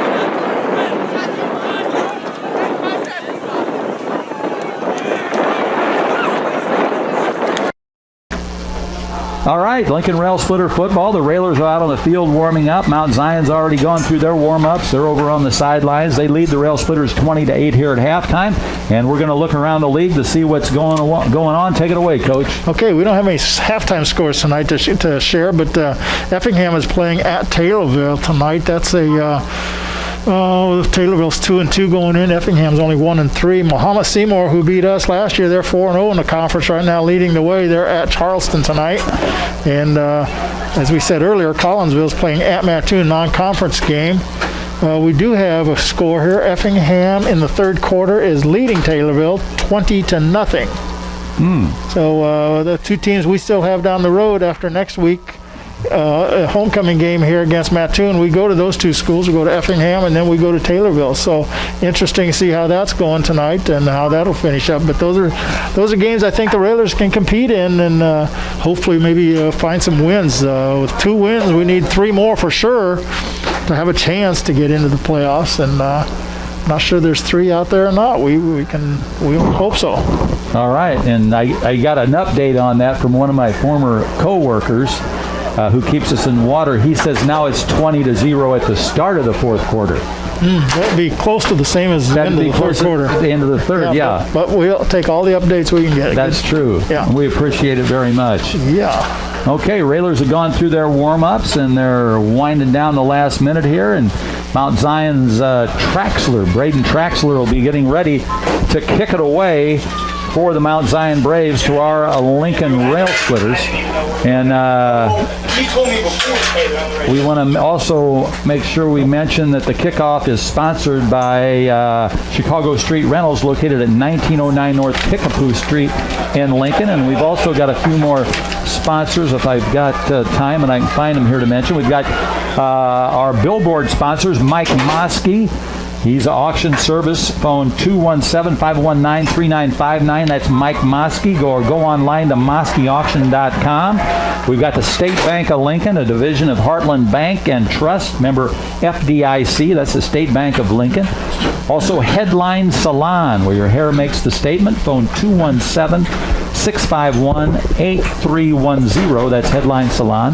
Sal Polis with Edward Jones Financial Advisors, 1400 Woodlawn Road in Lincoln. Phone 217-732-4001. What do you got there, Coach? Yeah, a couple more halftime scores here before we get the kickoff of our second half. Collinsville, Mattoon, just almost near halftime. They're tied at 8-8, and the Mahomet Seymour Bulldogs 34-3 over Charleston just before halftime. So Lawrence Trimble going to kick it off. Thanks, Coach. Lawrence Trimble going to kick it off for the Mount Zion Braves, and here we go. And he kicks it away, and that is going to be, I believe, Decker with the football. We'll have to check and see when he gets up off the bottom of the pile, but he's out to the 28-yard line. And that is Isaac Decker, who made a nice catch on the kick, and it's going to be a Chris Coyne State Farm Insurance first down at the Lincoln 28-yard line. Ball on the 28-yard line, first down, Railers. Railers with those green jerseys, the white helmets, the white pants, and they're ready to go to start this first half, and let's hope they burn a lot of clock and score a touchdown. Bat and split wide to the far side of the field. Polis out of the gun. Gandolfi back there, and he gets the handoff. Tony Gandolfi off the left side, stays on his feet, and he rambles down around the 33-yard line. Looks like about a 5-yard pickup. He's always good for 5, Coach. Yeah, you got a little block in there up front, and as you said, he just rambled straight ahead and got it to about the 34-yard line. Hayden Allen, one of the guys up there blocking for the Rail Splitters. 2nd and a nickel for the Rail Splitters. As you said, at the 34-yard line, Schilling split here to the near side. Polis looks along the line of scrimmage out of that wing. Man in motion. He's got it. Hand off the right side. That is that Decker? He always fights for that extra yardage. Let's see if they spot it where we'd like it. They're going to spot it. Yeah, he got across the 35 to the 36. Nice job there by Decker. And somebody had him by an ankle, Bob. If he could have got away from him, he had some running room, but they hung on to him until they got help and stopped him for just 2 yards. 3rd and 3 for the Rail Splitters. 10:50 on the clock as we start this second half on a senior night at Hanlon Field. A beautiful night, as Coach told you, for football. 8-mile-an-hour wind, and we're probably in the 8 o'clock hour. It's around 72 degrees Fahrenheit. Polis out of the gun. Again, out of the wing, Gandolfi at fullback. 2 wide receivers for Lincoln, Batten and Schilling. Here's the snap. Polis has got a little time. Now he's going to run with it. There he goes. Stays on his feet, dives up ahead, just short of the first down. They might bring the chains out. We'll see where they spot. They spotted at the 38-yard line, and it is a Chris Coyne State Farm Insurance first down, and that's the way we like it, baby. 1st and 10 for the Rail Splitters at the 38-yard line. That was a nice, kind of thought that might be coming. He did a lot of running in that first half, Bob, and just one shoestring tackle away from maybe a big gain on that play. O'Donohue out of the huddle, up over the football. The big guy does all the snaps for the Railers on the offense. O'Donohue out of the gun. Keon Carson got the handoff on the run on the left side. The speedster on the straight arm up ahead, and he got 9 out of it. A 9-yard pickup for Keon Carson. Keon put his hand on his blocker out in front of him and was trying to guide him straight ahead where he wanted to run, and he did a nice job. Picked up, as you said, Bob, about almost 9 yards on the play. They say his knee went down at the 47-yard line. 2nd down for the Rail Splitters. Clock on the move, 9:29. 2nd, as you said, and 1, Coach, for the Rail Splitters. Gandolfi at fullback. They pack it in tight this time. On the far side of the field, Polis, man in motion, Keon Carson. Fake the pitch, hand off to the second man through. That's Isaac Decker, and Decker may have got a couple yards out of it. They mark it almost to the 48-yard line, not quite. So he hardly got a yard out of it. Yeah, I think he's back just a yard of scrimmage on that. A little misdirection by the Railers, or faked one thing and brought it back to him, and there was too many white shirts there for him to find running room. 3rd and 1 for the Splitters. 8:43 remains third quarter. Lincoln trails Mount Zion 20-8. You're listening to 96.3 FM. We're streaming live all across the world. Polis, man in motion. Fakes the pitch. Now he wants to throw. Now he's got pressure. Throws it across the middle, and it's tipped away. Tight coverage on Keon Carson, and a nice play by the Mount Zion player as he chips it away. That was Ethan Hamrick who tipped it away for Mount Zion. Yeah, I think Elijah Polis was looking maybe to run again, and just was a little undecided, and finally threw it, and just a little slow getting the ball there, but the defender had a chance to stick his hand in and knock it away. 4th and 1. Rail Splitter's going to go for it. 8:27 on the third quarter clock. Polis got the snap. Drives across the middle, and did he hang on? Yes. Keon Carson, no. They say he didn't catch it, and the player for Mount Zion that hit him is shook up. And that's number 6. And that's their main man. That's Cahey. Let's hope he's not hurt. I think he just may have got the wind knocked out of him. Took his helmet off. Yeah, I'm not sure. He was defending on the play. He hit Keon Carson just as the ball was arriving, so maybe you're right. Maybe he just got the wind knocked out of him. They got him taken. They're tending to him right now. We're going to take a 30-second timeout, and we'll be back while they work on Cahey.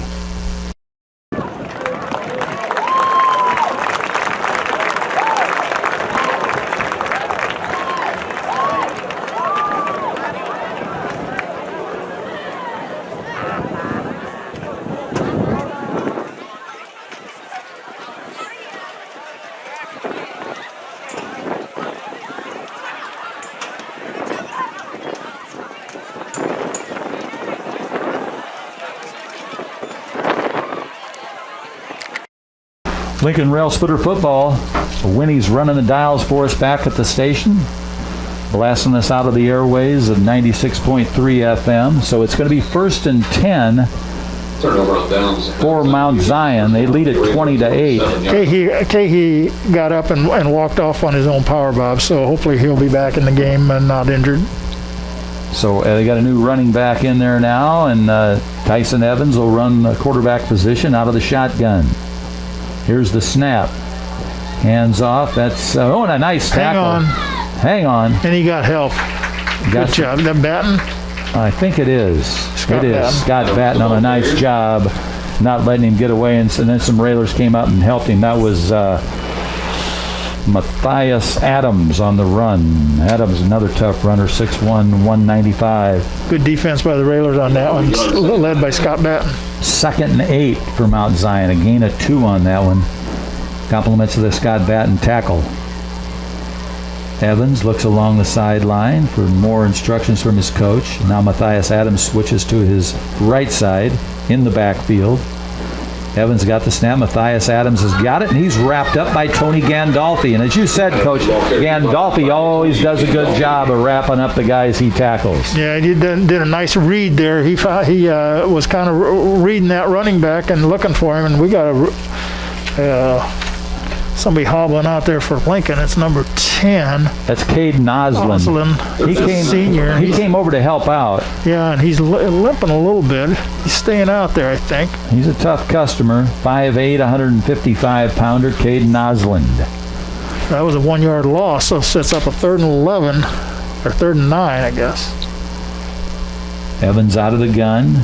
Man in motion.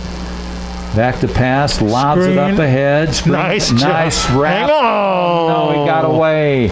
Rail Splitter had him, and he couldn't hang on to him, and he's still rambling downfield. Pass complete to number 11, Braden Trimble. Braden Trimble.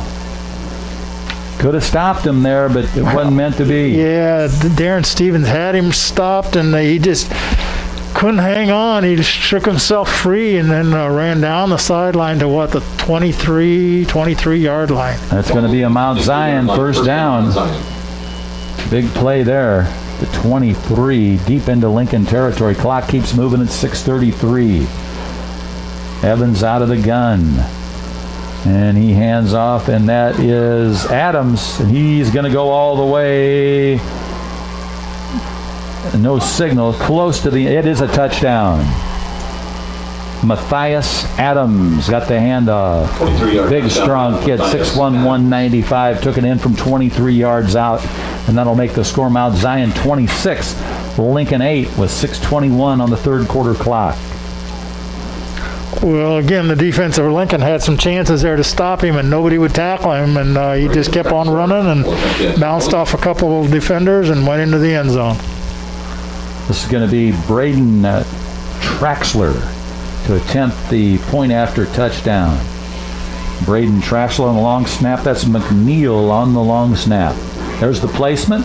There's the boot, and it is through the uprights, and that'll make it 27-8 in favor of the visiting Mount Zion Braves. We'll be back in 30 seconds.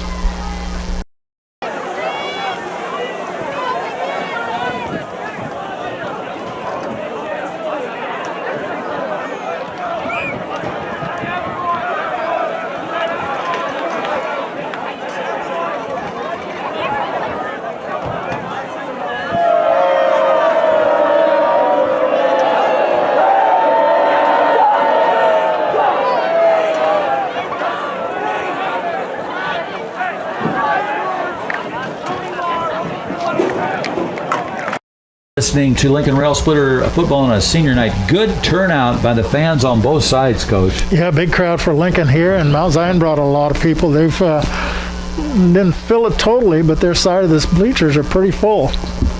Cahey's back in there. I believe that's him going to boot the football away. No, that's 8. Oh, that's 8. I'm sorry. That's Trimble. That's the guy that caught the touchdown pass.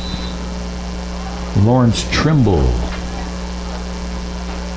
Trimble's going to boot it, and it's going to go to Isaac. Oh, almost over his head. No, that's Keon Carson. He makes the play to the 5, to the 10, to the 15, and he's not going to go much farther in the 17. Keon Carson almost let that ball get away from him into the end zone, but he garnered it and got it back out for a 1st and 10. That's a Chris Coyne, State Farm Insurance first down. I think if the momentum of the ball had gone in the end zone, it would have been a touchback. But as you said, Keon tried to pick it up. He did pick it up, and he tried to run with it, and only got it. Well, he got it out to the 16. Yeah. 1st and 10 for the Rail Splitters. Near side hash mark, 6:11 on the 3rd quarter clock. Mount Zion leads us 27-8. They kick the extra point. Scotty Batten split far to the far side of the field. That would be east. Schilling here on the west side of the field. We're running north to south, and there's the handoff around the left side. And doing a good job of staying on his feet. Keon Carson, his own man, kind of knocked him down there, and he would have been stopped pretty quickly, but he picked up 8 yards on the run. Keon Carson at the 24-yard line. 2nd and 2 for the Rail Splitters. 5:45 left for the 3rd quarter clock. Polis, Gandolfi in the backfield with him. He's always good for 5 yards. 2 receivers here to the near side. Man in motion. The handoff. Gandolfi stays on his feet. He's got a 1st down and more, down close to the 35-yard line. Up to the 35 goes Tony Gandolfi. Breaking a lot of tackles on the way, Bob. He looked like he could have been stopped at the line of scrimmage, but he wasn't going to be, and he kept battling and breaking tackles and gets it out to the 35 for a 1st down. And that's a Chris Coyne, State Farm Insurance 1st down, and that's the way we like it. The Lincoln 35-yard line. 5:18 for the 3rd quarter. Schilling here to the near side. Batten on the far side of the field. The wings are Decker and Carson. Carson goes in motion, gets the hand. No, that's Polis kept the football, faked the handoff, and Polis with about an 8-yard pickup there, Coach. Yeah, he's run well tonight. The best we've seen him all year long, and the most we've seen all year long, too. And it's a nice weapon you got there when you can fake the handoff to Carson to the outside and run it inside with your quarterback. Polis wears the number 7. He's a senior captain. 6'2", 180-pounder. We've got him unofficially for 68 yards rushing tonight. Excellent job. 2nd and 2. And Polis rolls out to his right. And now he's going to throw a home run up ahead, and it's picked off. Picked off at around the 24-yard line. And that was Batten on the tackle for the Rail Splitters. By 21, and Cheerleader. Well, same as the first 2 interceptions. That one was underthrown and gave the defense a chance to make the play, and they did. That'll be 1st and 10 for the Mount Zion Braves with 4:27 left in the 3rd quarter. And will begin on their own 24-yard line. At the 24, as we said. Braves huddled up on the side of the field. Rail Splitter defense is ready. Next week, Mattoon will be in town, the Green Wave, for homecoming. Were you going to sing at halftime? For today? I missed it. No, for next homecoming. week? Yeah. I'll have to practice a little. All right. Hey, you can pick your song.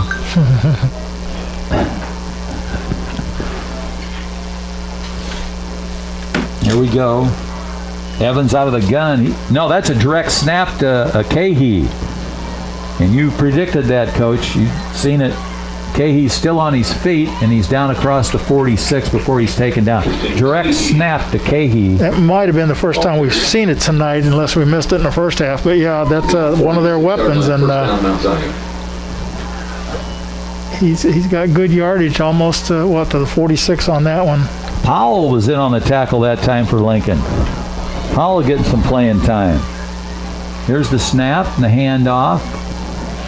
Another 1st down. I believe that is Adams.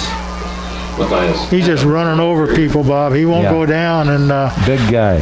Finally, it was a Decker that stopped him. Finally, he was the last man to stop him, and he did finally. Matthias Adams, 1st and 10 at the Lincoln 35-yard line. Matthias Adams again. This time he's tackled from behind and spun down. Adams, the ball carrier again. try and pick up that tackler. That's Gandolfi. Gandolfi. That's who I was going to guess, and Just by the way, he just throws him down. yeah. Ball at the 32-yard line. 3:29 left of the third quarter. Evans waits for the snap. He's got Adams in the backfield with him. Got Cahey in the slot on the right side. Low snap. Oh! Rail Splitters almost dove on it. He almost couldn't hang on to it on the snap. Evans. But they retained the football. Yeah, quarterback and the running back were both there trying to get it, and Lincoln dove in there but couldn't pry it loose. So it's going to be to the 35-yard line, a 3-yard loss, and sets up a 3rd and 9. 3rd down and 9 from Mount Zion. 2:49 on the third quarter clock. Mount Zion leads at 27-8. You're listening to Rail Splitter Football, Lincoln Rail Splitter Football on 96.3 FM. We're streaming live. 3 receivers here to the near side for Mount Zion, 1 on the far side of the field. Lone running back is Adams with Evans in the backfield. Quarterback's got the snap, and they give it off to Adams on the right side. He's got a first down and more, and he's finally taken down at the 20-yard line. Ball carrier. Nice open field tackle there. I wasn't able to pick up the tackler. I was watching Gandolfi on that play. He was on the right side at the line of scrimmage, and he came across and got a hand 8-yard line. just about on the ball carrier, but he couldn't quite reach him. He ran out of that, and I want to say that was Decker stopping him, but I'm not sure who made that tackle. Did you catch that, Bob? I couldn't pick it up on the far side of the field. Timeout Railers, 1st and 10 at the 20-yard line for Mount Zion. We'll be back in 30 seconds.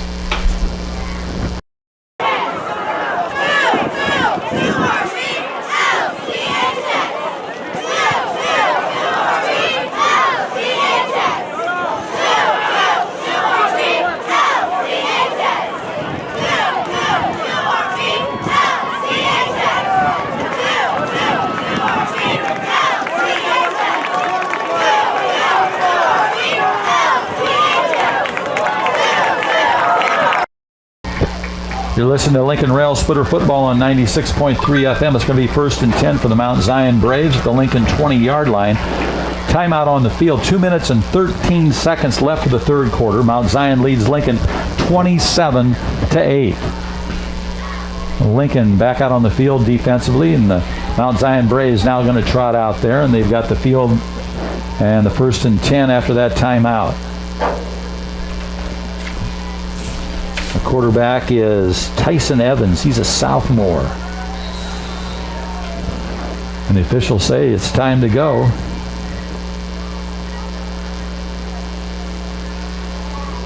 Adams, the running back.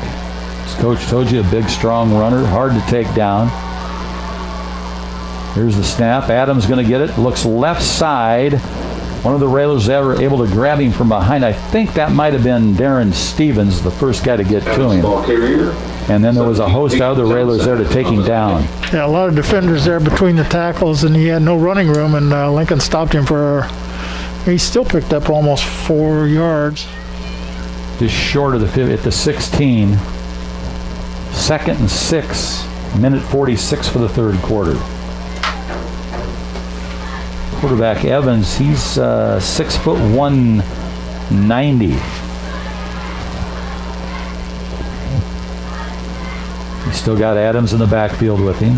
Adams gets the handoff, stays on his feet, hard to take down by 3. Gandolfi was the guy that really pounced on him that took him down. Quite a few Rail Splitters there. He's just a good hard runner. He's hard to get down, and he doesn't want to go down, and he fights for that extra yards, and he got it down to about the 13-yard line. Matthias Adams, the senior, he's 6'1", 195.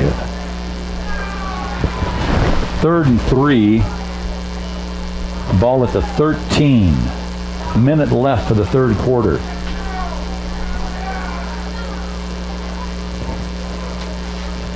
Tyson Evans got the snap. High snap. Now he Oh, hang on. Had away. Oh, he let him got go. away again. That's Cahey. And he finally knocked him down at the 16. That was Evan Maynard who had him in the backfield and hung on, and finally he got away, but there was other Railers there to stop him. Isaac Decker finally nailed him. 4th down and 6. 4th and 6. So that's a loss of 3 to 16. 22 seconds left in the third quarter. Big play here for defense. Well, let's stop him. Evans, I think that's Adams still in there at running back. They're going to let the clock run out, I think. Although they got the wind at the back here if they wanted to throw, but they're not going to run a play. And that's going to end the third quarter with the score. Mount Zion Braves 27 and the Lincoln Rail Splitters 8. We'll be back in 30 seconds.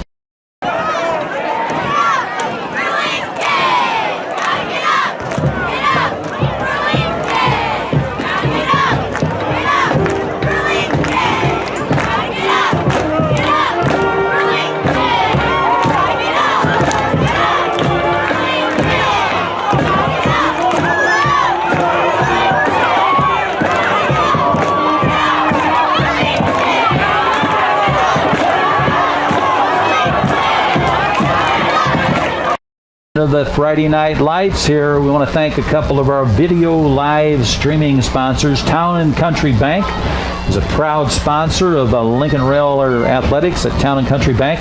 Our mission is to help empower the financial well-being of our communities, one person at a time. And Heartland Community College is your community's college at Heartland. You'll get the personal attention and support you need to be a successful student. Discover Heartland. Discover yourself. Visit heartland.edu/Lincoln. And coming down across the boards here, the final from my good buddy from the water company. Effingham 27, Taylorville 7. The Flaming Hearts over the Tornadoes. 27-7 the final. Effingham, I don't know what the record is. It's got to be pretty good. Well, Effingham going in was just 1-3.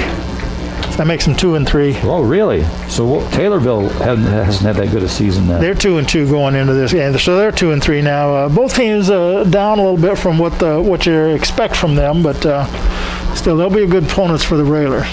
Here we go. This is Evans. He throws it. He's got it. Oh, incomplete. Here's some more scores. Muhammad Seymour 34, Charleston 3 near the end of the first half. Collinsville 8, Mattoon 8 near the end of the first half. 3 interceptions. Turnover on downs, Railer ball.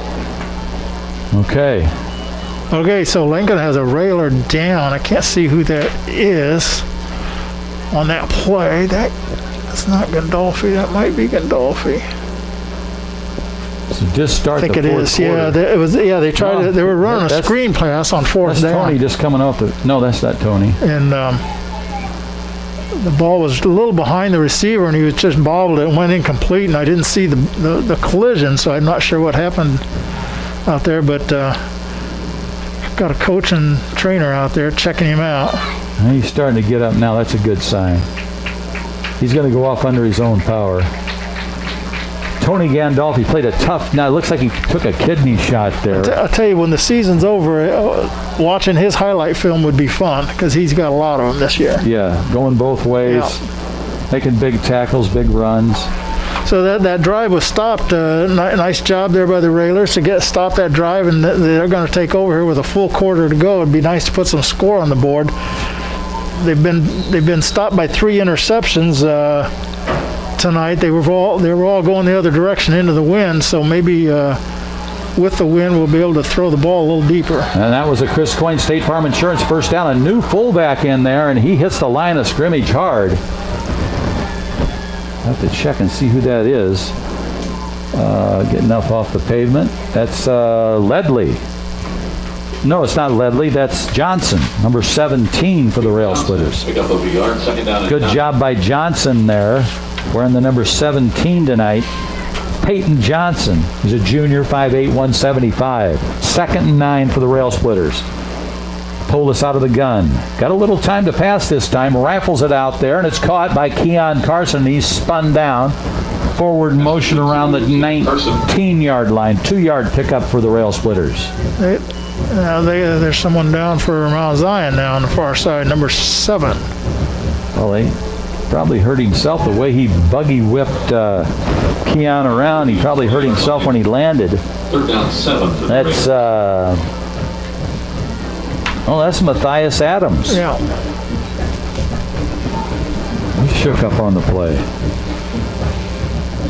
3rd and 7 for the Rail Splitters. We mentioned earlier that Lincoln's been intercepted 3 times this year, tonight. And check my stats. That's maybe more than we've been intercepted all year long. Gotta check that out. Yeah, unofficially we had only 2 interceptions earlier for first 4 games of the season. So 3 tonight. They were all going toward the south end of the wind a little bit, and might have affected that. We've got the wind here for this 4th quarter, so if there is a advantage there, we should try to capitalize on it. Matthias Adams walked off the field under his own power, and now here we go. Keon Carson in the slot here on the near side. Here's Polis. He's got some time. Now he's got to run with it along the sideline. He stays on his feet, goes out of bounds, and he's got a Chris Coyne State Farm Insurance first down. Polis saw that all his receivers were covered, and he ran it out of bounds for the first down up across the 30-yard line. Yeah, he's just not finding anybody open, and that's unfortunate. But as you said, Bob, he has the savvy to run the ball and find some running room, and he did enough to get a first down there to the 32. Pardon me, I was wrong. That's the 27. Oh, 27. Yeah, up across the 25. I said 30. It was across the 25. Here's Polis, man in motion, pitches it. That's Keon Carson. He's at the 30. Bucks ahead across the 35 to the 37. Keon Carson. Keon Carson, the ball carrier. Running hard. No, wait. Yeah, that was Keon. Isaac Decker up there blocking for him. To the 37-yard line. First down. I was going to say, that's 10 yards. That's first down. Chris Coyne, State Farm Insurance, first down for the Rail Splitters, and that's the way we like it. Schilling split to the far side of the field. Batten here on the near side. 1st and 10 for the Rail Splitters at the 37. Polis, man in motion. And he gives it to Keon Carson. Carson across the 40 to the 45. Close to another first down, Coach. Yeah, he's high stepping there as he goes through the line of scrimmage looking for running room, Bob. And he's small enough that he kind of hides there behind those big linemen and gets through and gets it out to the 45-yard line. Tate Johnston threw a good block in there. 2nd, 2 for the Rail Splitters. Schilling to the far side, Batten here near side. Decker's the left wing. Keon Carson's the right wing. Here's a snap. Fake the handoff to Keon. And now Polis is going to run for another first down. He's going to run out of bounds, stop the clock. Down to the Mount Zion 45-yard line. So that's a Chris Coyne State Farm Insurance first down at the Mount Zion 45-yard line. 1st and 10 for Lincoln. 9:49 for the game. Mount Zion leads Lincoln 27-8.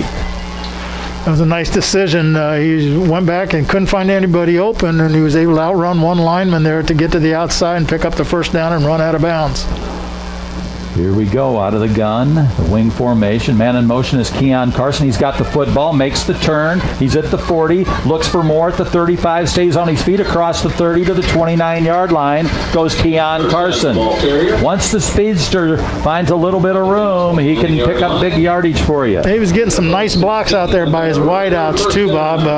They're blocking the guys that are covering him and giving him some running room to the 29-yard line. And that's a Chris Coyne State Farm Insurance first down, and that's the way we like it, baby. Schilling split wide to the right. Batten here to the near side.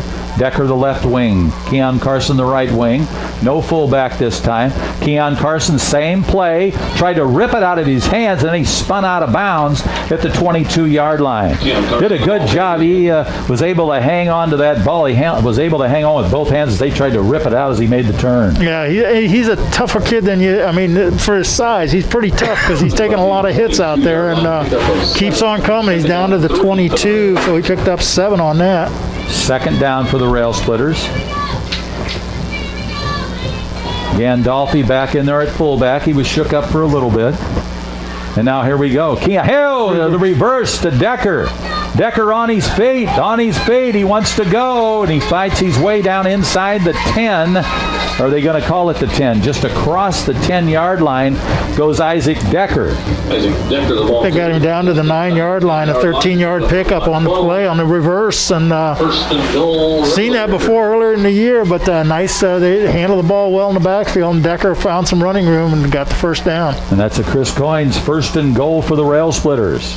Polis, Keon Carson in motion.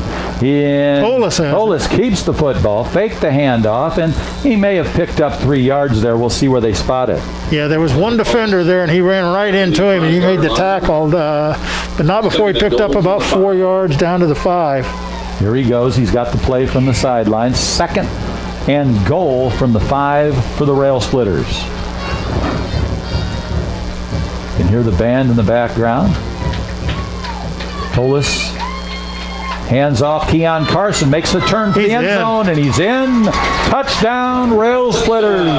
Compliments of Keon Carson from 5 yards out, and that'll make it Mount Zion 27, Lincoln 14. Keon Carson from 5 yards out, and he earned that one. Had quite a few runs, and they had the reverse to Isaac Decker. Yeah, he just ran off to the left side there, Bob, and looked for the hole and found it, and he made the cut and turned up field and got to the end zone, 5 yards out. Gandolfi back in there at fullback. This time, Polis going to come up under center. O'Donohue gives it off. No, he keeps it, throws it in the end zone, caught! 2-point conversion for the Rail Splitters. Ledley? I believe it is. Yes. Jaden Ledley. Number 22. Good hands of Ledley. Polis, when he throws it, he throws a bullet, and Polis went up and caught it and got the 2 points, and that'll make it Mount Zion 27, Lincoln 16. 2 touchdowns for Lincoln in this one and 2 2-point conversions. We'll be back in 30 seconds.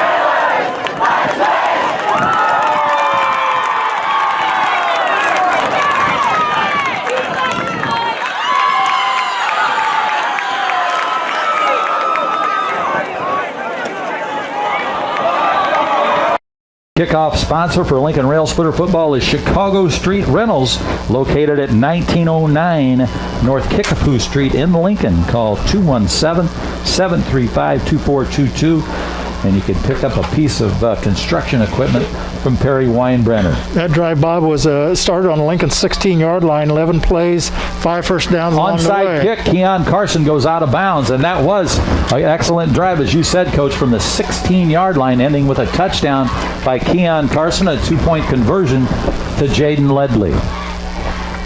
Well, the onside kick, kind of expected, but a good opportunity, good try there. Just didn't work out like most onside kicks don't. Now the officials are getting together. And they're just going to give us the football. No. Penalty for kicking out of bounds.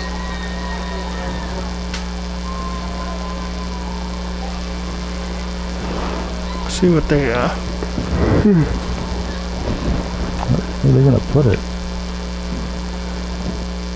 At the I don't 48. know how they figure that out. I guess I kind of missed it. I was looking at a stat there and didn't see the actual kick.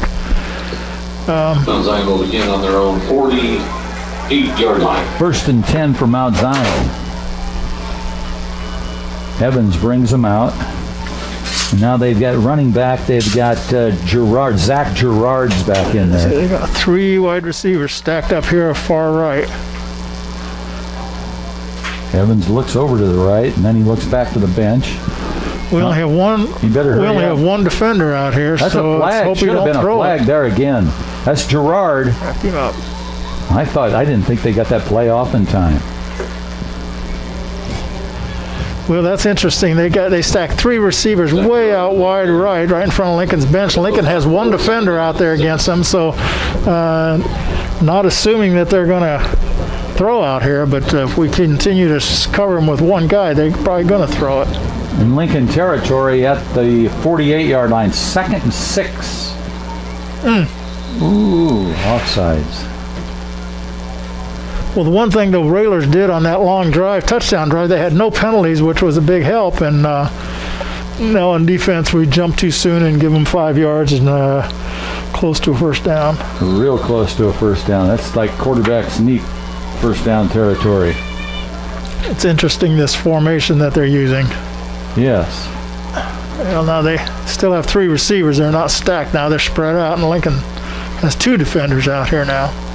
Here's the snap, the handoff. That's Gerard. He's a tough runner. Yeah, keeps running. You got to tackle him low. You can't tackle him high because they keep running. You're going to stop his motion up around the about the 31, 30. Oh, now there's a late flag, I think. Flag on the play. Maybe I'm seeing things. No, there's a flag. On the far sideline, right in front of Mount Zion's bench. I thought I saw some aerial activity over there. Ball at the 31-yard line. Let's see who the penalty's against. I think Mount Zion's backing up, so I'm thinking it's on them. That's good. Oh, he gave the signal. I wasn't watching. 7:24 remaining for the football game. Mount Zion leads Lincoln 27-16. Let's see how many yards he marches off from the 31. Personal foul. There's 36. That's a biggie. 15 yards on the personal foul. Somebody lost their temper. Totally uncalled for. Now it's at the Lincoln 46-yard line.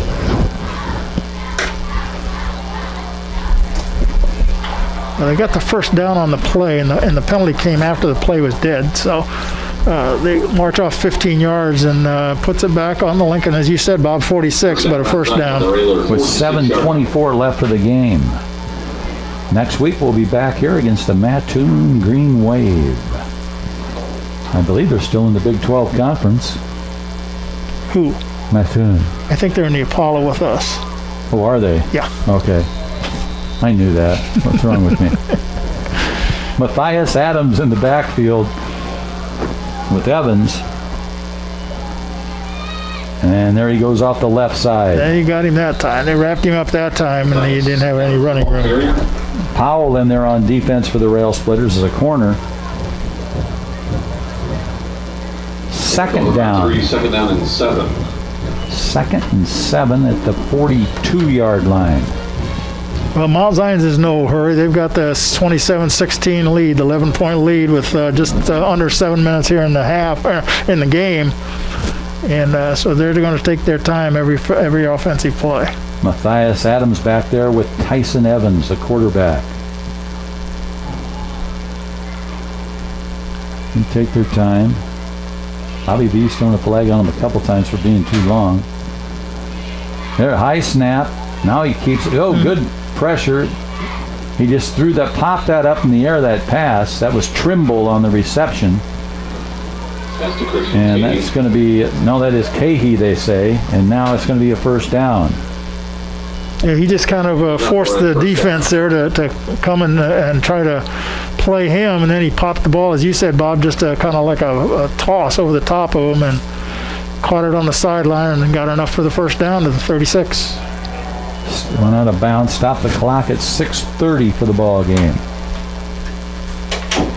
Here they come away from the sideline. They send 6 players over there to the sideline to talk to the coach. Now they're going to go with the 3 receivers again here on the near side.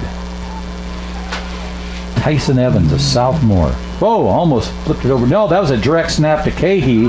And boy, Nice he goes job. down hard. Is that 10? 10 on the tackle? If it is, that's Caden Noslin. That was a great play. A one-on-one tackle, got him by himself, and took down their best running back. That is Caden Noslin. Tackled him after a 1-yard gain at the 35-yard line. 2nd and 9. 6 minutes left for the game. And now what do we got? Official blowing the whistle. And he's pointing to something in the backfield. Well, Raider coaches, a couple of their coaches here were talking to the side judge here. Don't know what that was about. Guess we're not going to know. They acknowledged something was right, but we're going to go ahead and run the play. 2nd and 9 at the 35. Now the coaches from Mount Zion are wondering to know what's going on. They're talking to the referee. And we'll probably never know. We'll never know. 5:57 on the clock.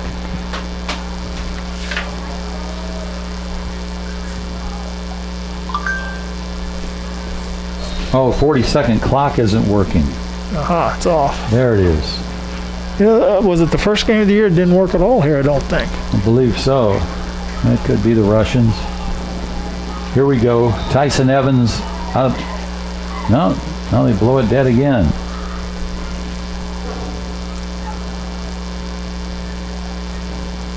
I'm trying to get things straightened out here with 5.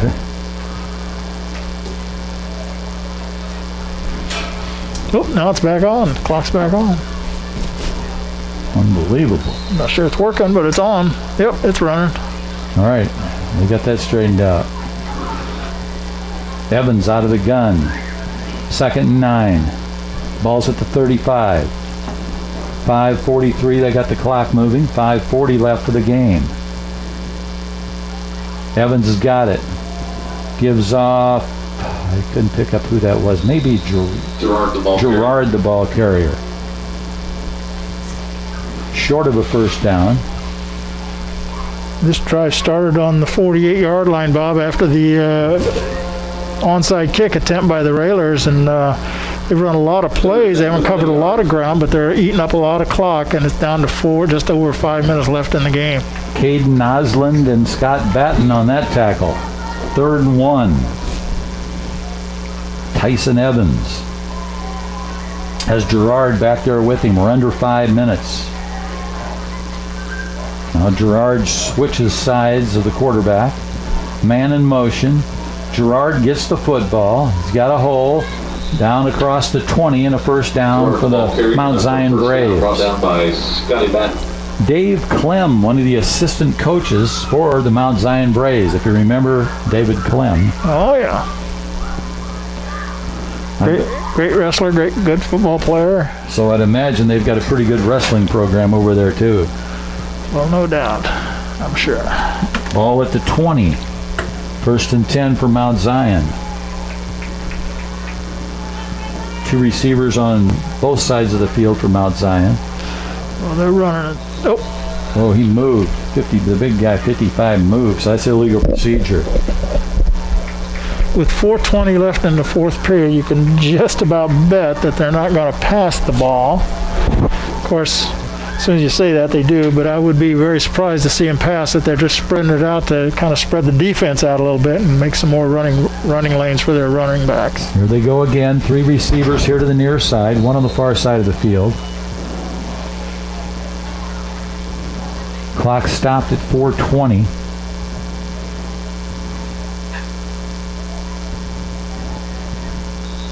And now the officials blow the play dead and didn't even start.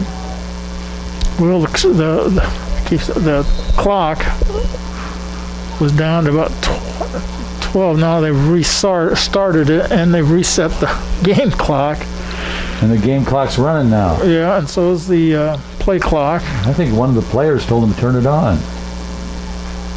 Evans just letting that clock run down. There's the snap. Gerard's got the football. No, somebody He got a horse collar. That was Laddage. Yeah. Horse collared him, then he let go, then he tackled him. I don't think he had much of him to do anything, so there was no call there, and he got loose. Ledley checking in for the Rail Splitters. Checking in for, A couple brought down by is that Gandolfi or Osland? That's Osland. 2nd down and 8. 2nd and 8, the 18. 3:29 for the game. Mount Zion 27, Lincoln 16. Evans out of the gun. Looks along the line of the scrimmage. He just going to let that clock run down. This coach told you he's got the big lead. He's in no hurry.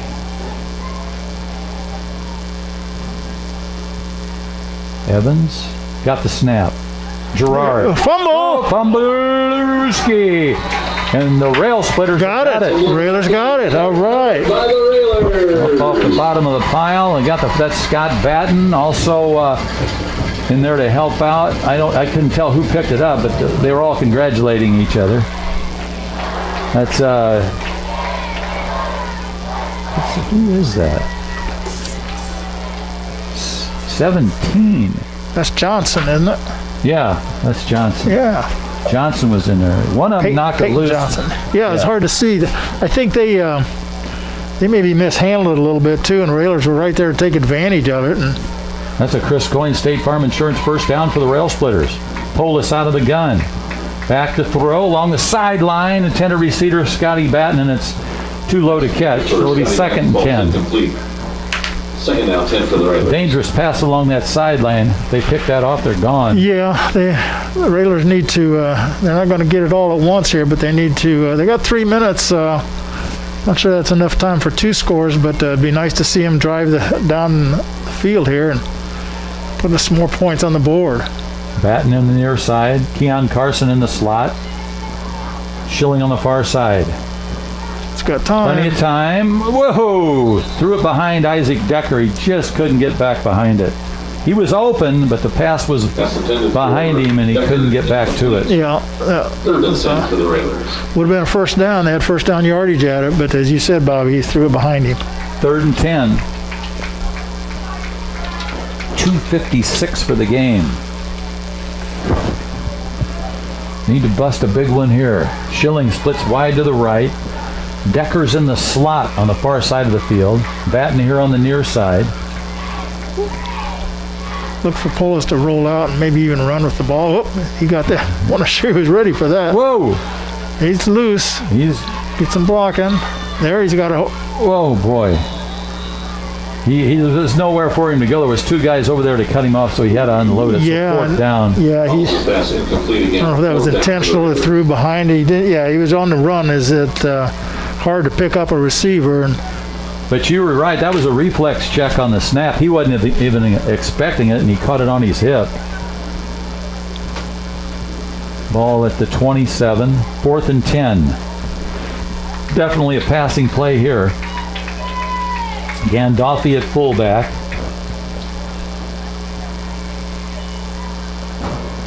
faked it. Here's Keon Carson. Oh, Let's see if he can do it. Yes, he's along got the it sideline. first. He's got it more along the sideline. There he goes. Keon Carson still on the move at the 10-5. Whoa, taken down at the pylon. That should be a touchdown. No, it's not going to be. They're going to But wave he's it at off. the 1. Whoa, baby. Unbelievable. Keon Carson took off like a rocket. I thought it was a touchdown when he hit the pylon. Keon Carson down to the 1-yard line. And that's a Chris Coyne State Farm Insurance 1st and goal for the Rail Splitters at the 1. And you got your wish, Coach. Well, he got a nice block there, right, to get away from one defender after the catch, and then, as you said, he sprinted down the sideline and outraced the whole defense, and finally got caught right at the 1-yard line. Well, if we can score and get the 2-point conversion, we're within field goal distance. They're going to take a timeout. Mount Zion with 2:34 left in the game after an exciting run. How far was that, Coach? Was it the 27? That was a 72-yard run. 72-yard catch and run. So it's 27-16 with 2:34 left in the football game. We'll keep it right here. 1st and goal for the Rail Splitters at the 1-yard line.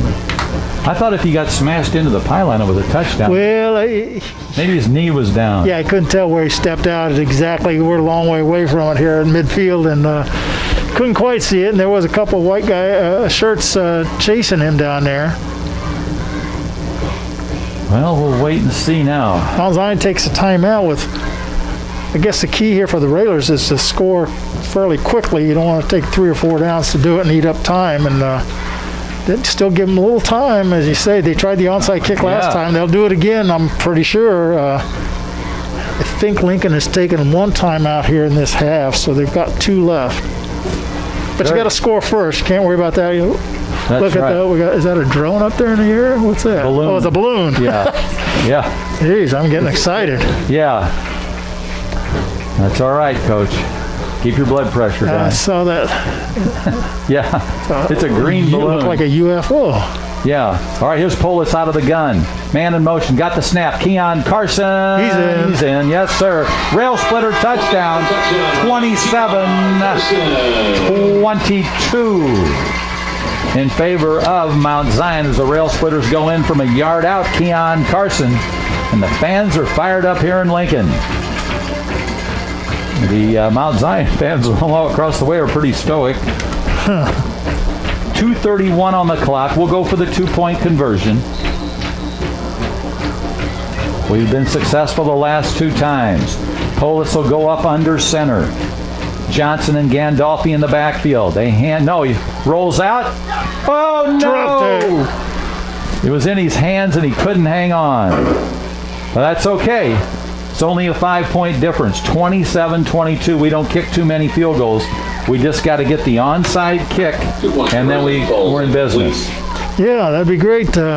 Anything could happen, you know.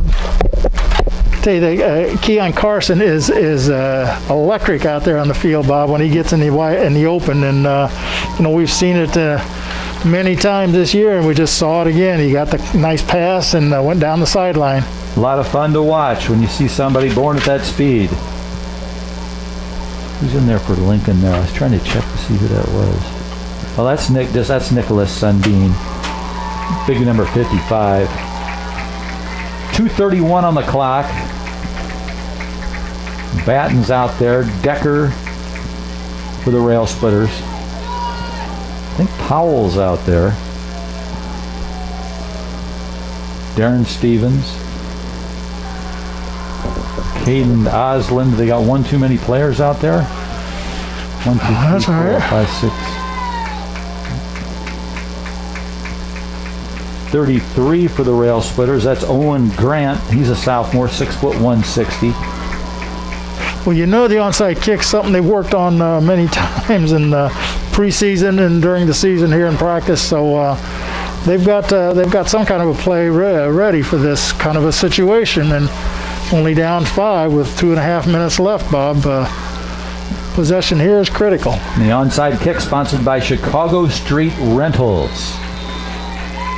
Here it is, the onside kick. Get there. Ooh. I don't know. It was close. You know what? I don't think it went far enough. No, it didn't. They recovered it after it went about 9 yards. They recovered it. Lincoln couldn't get on it at that point, and got to go 10. They did a nice job of covering it, unfortunately, for the Railers. Now we just got to punch the ball loose. As we said, I think, unofficially, I think they still have 2 timeouts, so they got a chance to stop the clock. 1st and 10 at the Lincoln 49-yard line. Mount Zion is going to be ball security here. They're going to put 2 hands around the ball and hang on to it. And they got the big, strong, they got the big guy back there, Matthias. Well, they're just going to direct snap it. There's no quarterback back there. They're just going to direct snap it to Cahey. Nice team. Penalty. I think the center forgot to snap the ball, perhaps. Everybody was moving, and the ball didn't come until later, so it's going to be a 5-yard walk-off. And, they took it back 6 yards. We'll take that. They took it back to the 45. The ball should be at the 40. Now they move it.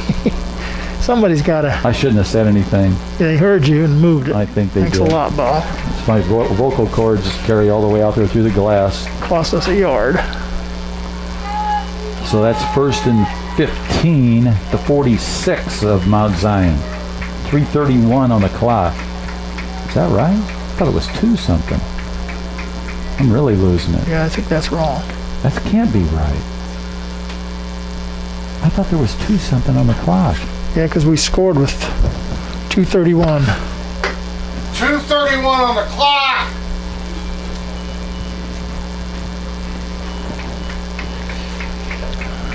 He's trying. Good try. All right, here we go. 1st and 15. This time Evans is in there. Got the snap. No, that's Cahey. Direct snap, Cahey. Oh, tackling that. Come on. Get him. No, He's man, this guy's tackles. unbelievable. There he goes. He's gone. Scott Batten, the only one. He goes all the way. Wow, what a running back. Wow. Nobody could get a hold of him. Flag on the play.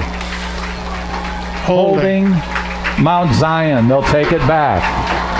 2:16 on the clock. What a great run by Cahey. Yeah, well, it was a great run, but it was also poor tackling by the Railers. They had chances to stop him, and nobody wrapped him up. They might have bumped him, but nobody wrapped him up, and he just kept running. He was a great runner, as we said all night long. We got a break here. The Railers got a break with this penalty. He's big, he's strong, and he's fast. Ball at the Mount Zion. They're going to march off the penalty from the 49. They'll take it back 10 yards to the 39 yard on the holding. It's from the spot of the foul. Call it the 40. So now it's very long yardage for the first down. But with Cahey running with the ball, that doesn't mean much. 1st and 21 at the 45. At the 40. 2nd and 16. 27-22 in favor of Mount Zion on a beautiful Friday night for football under the lights here at Handlin Field. We've had an exciting game here tonight, too. The fans have been treated to a really good one. First football season here at Handlin Field was in 1958. Bobby V was 10 years old, about 3 or 4 games into the season. They had a cinder track back then. Who was your color commentator? Back then. Oh, you weren't broadcasting, no. Oh yeah, it was Earl Lehman with WPRC. He did the color with me. Yeah, I started broadcasting that first year in 1958.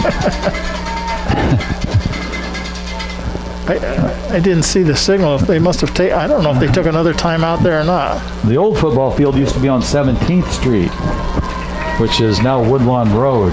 When I was a kid, it was 17th Street. Ball at the 40. Here's the snap. Direct snap to Cahey, and here he goes again. And this time they knock him down. Decker there for the Rail Splitters. The Railers use one of their timeouts left at 2:10 here in the 4th. Also, Johnson. Johnson was the first guy to hit him.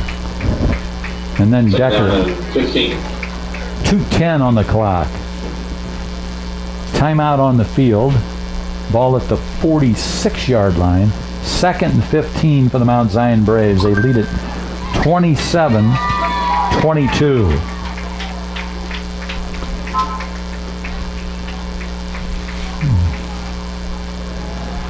Well, the Railers have played a tough game here tonight, Bob. Offensively, they've put 3 touchdowns on the board. Defensively, they've had their moments. Mount Zion, this is right now, they've scored the fewest amount of points that they have all year long.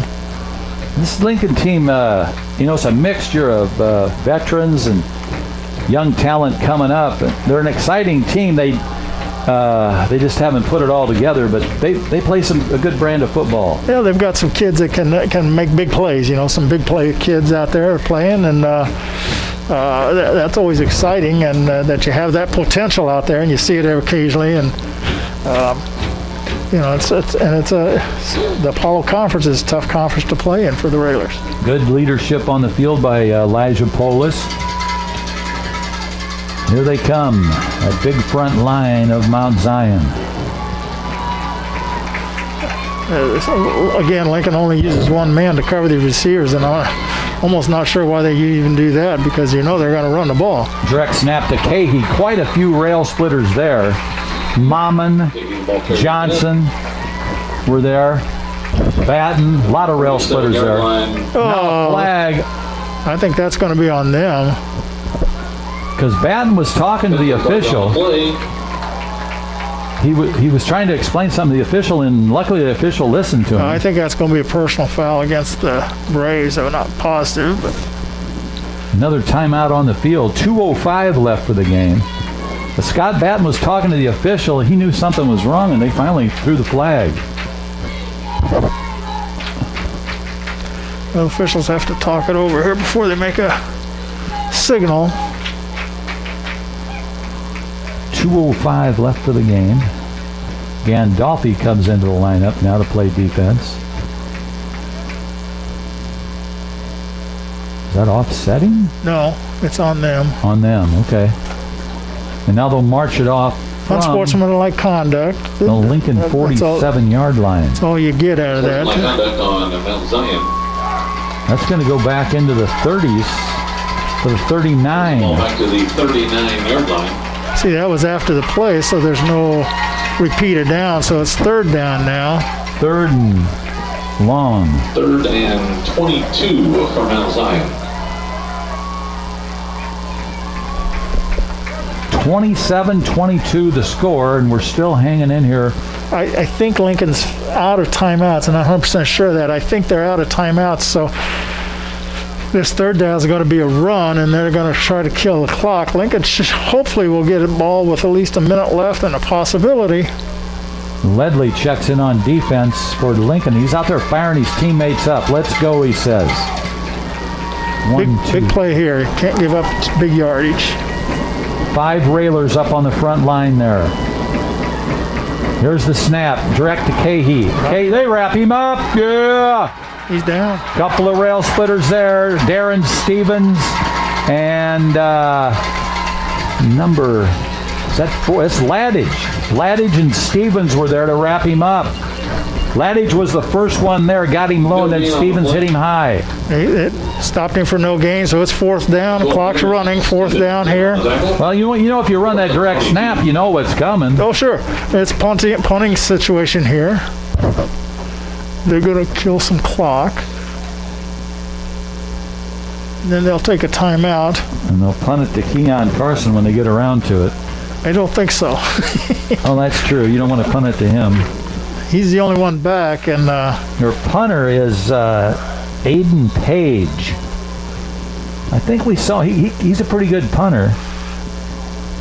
yeah, the thing about it is, there's a lot of mechanics to it. You have to have a good snap, and he's got to catch it, and then he's got to kick it, and usually it goes well, but sometimes it doesn't. This would be a good time for it not to, but the Railers got to put a little pressure on, and with no timeouts left, they're going to, depending on where they get it on the field. Minute 14 on the clock. Well, we just got to wait and see. We know for sure that Jupiter and Venus are up behind us with the moon, but we can't see it from here. Here we go. Railers out on the field now. Mount Zion still over on the sideline. Keon Carson hopefully will get a punt and a chance to use his speed, run out of bounds, unless he can go all the way.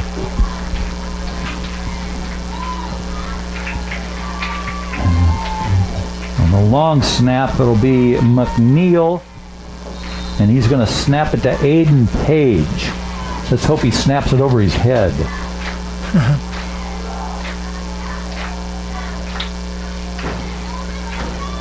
McNeil to Page on the long snap. Low snap, but he grabs it, kicks it away, and they're just going to let it. Takes a Lincoln bounce, and they're going to ground it at the 37 of Lincoln.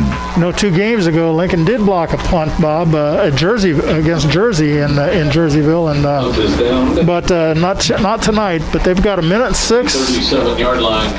And they First down. trail it by 5, and if they score 6, they win. 37-yard line. Let's see what the Railers come up with here. They've got to make some good 10-yard gains and get out of bounds. Okay, they've had a great game tonight. I don't think too many people thought Lincoln would be in the game at this point of the night. Polis has got it. He's got some time across the middle. He's got his man. Got a first down. That's Isaac Decker, just short of the 50-yard line. Got to hurry up and get back. Coach said no timeouts. That's a Chris Coyne State Farm Insurance first down at the 50-yard line. Clock's moving. 56 seconds. Polis out of the gun. Keon Carson in the slot. Polis back to throw. Looks. And now he's just going to run and throw it along the sideline out of bounds. He just had to unload it. Intended receiver was Isaac Decker. Points. Yeah, that was he did the smart thing. Just throw it out of bounds and stop the clock. Second down at midfield. 45 seconds for the game. Lincoln down by 5. They need 6. Once again, Mount Zion's defense is going to play a little loose. Don't let anybody behind them. So they just need to do what they did on first down, get 10 or 12, 15 yards of play and get down there close. Schilling, Batten, Decker, the receivers. Polis, the snap. Got some time. Cross the middle. He's got Decker. Incomplete. And it's knocked loose. Now, Decker caught it just across the 45, but it was knocked loose. Didn't quite catch it. But that stops the clock at 40 seconds. Yeah, that's the only good thing, you know. We saw him succeed with that little screen pass, throwback pass to Carson in that first half. A play we might see right now. 3rd and 10. Polis is getting some good blocking. He's got time.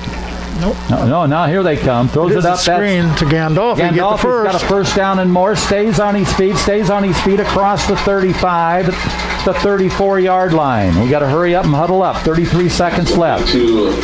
Nice screen, as Coach said to Gandolfi, Tony Gandolfi. Where are they putting it down there? Oh, I don't understand that. Must have been a penalty. Yep, holding on the railers. Didn't see it. Holding on the rail splitters. 33 seconds on the clock. And they're bringing the ball back to the 44-yard line now of Lincoln. 44-yard line. 33 seconds. And now the clock's on the move. Polis has got it. Throws it across the middle. Ball is caught across the 50, now to the 49. Pass complete to Decker. Isaac Decker, number 13 for Lincoln. 49-yard line. Got to hurry up. 16, 15 seconds, 14, 13, 12. Here's the snap. And they blow it dead. Penalty flag on the play. Illegal procedure against the rail splitters, and it's declined. Got to go, go, go. I think they took it. Oh, they took it. Procedure. Here we go. 10 seconds for the game. It's 4th down, so it's got to be a deep.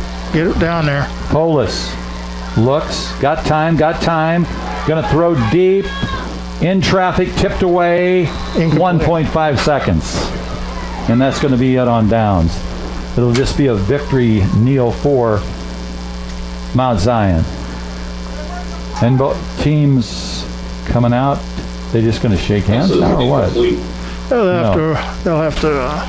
They're going to have to run the play. Yeah, because they change of possession. But as you said, they'll just take a knee and it's over. Well, you said it, Coach. Nobody expected Lincoln to be this close to Mount Zion coming in with a 3-1 record. Yeah, ranked 9th in the state, and so you know they've done a great job tonight. The Railers have put on a great show here, battled hard the whole game, stayed in the game, and came up just a little bit short.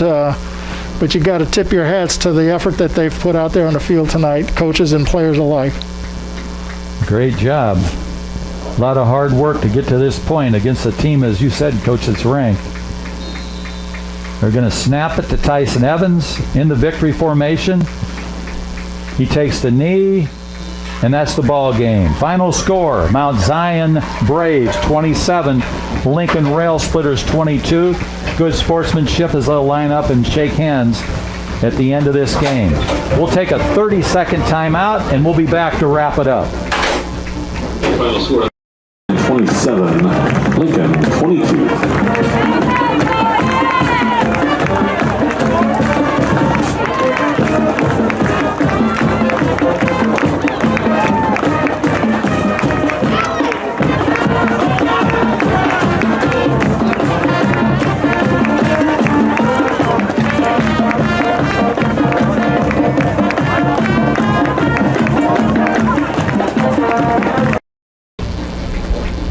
Proud night for the Lincoln Rail Splitters on senior night. A good effort. They go down by 5, 27-22, but they were in it all the way.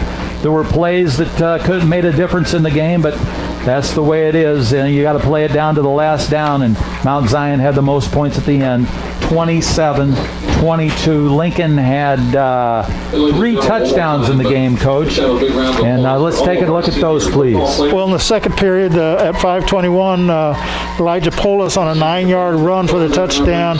Extra point was a pass from him to Trey Schilling, made it 12-8 at that time, only down by 4. Mount Zion then scored a couple times, and then in the fourth period, down 27-8, Keon Carson on a 5-yard run and a 1-yard run, 2 touchdowns. The extra point on one of them, Polis to Ledley, and then we missed the extra point on the last touchdown, so that was the 27-28 score. Railers battled and fought all night long, Bob. Defensively made some plays, missed some plays, offensively the same way, but to play this close to a ranked team and to a team that's they're not leading the conference because they lost to Muhammad, but they're one of the toughest teams in the conference, and I think you got to take your hats off to the effort the Railers put out there tonight. They did a great job in the white and green out there on senior night. So the Rail Splitters now go 2 wins, 3 losses. Mount Zion leaves with 4 wins and 1 loss. Next Friday night it will be homecoming as the Rail Splitters will go up against the Mattoon Green Wave. I want to thank Winnie back at the station for running the dials, getting us out on the air on 96.3 FM. Of course, I want to thank Lloyd Kirby for setting everything up and streaming the game live to you. And Coach, my great partner, Coach Ken Schweitzer. It was a great game to call. The final score, the Mount Zion Braves 27, the Lincoln Rail Splitters 22. I want to thank all our fine sponsors and the fans for listening. We'll see you next Friday night. Enjoyed this one. Bobby V reporting. Thanks for listening.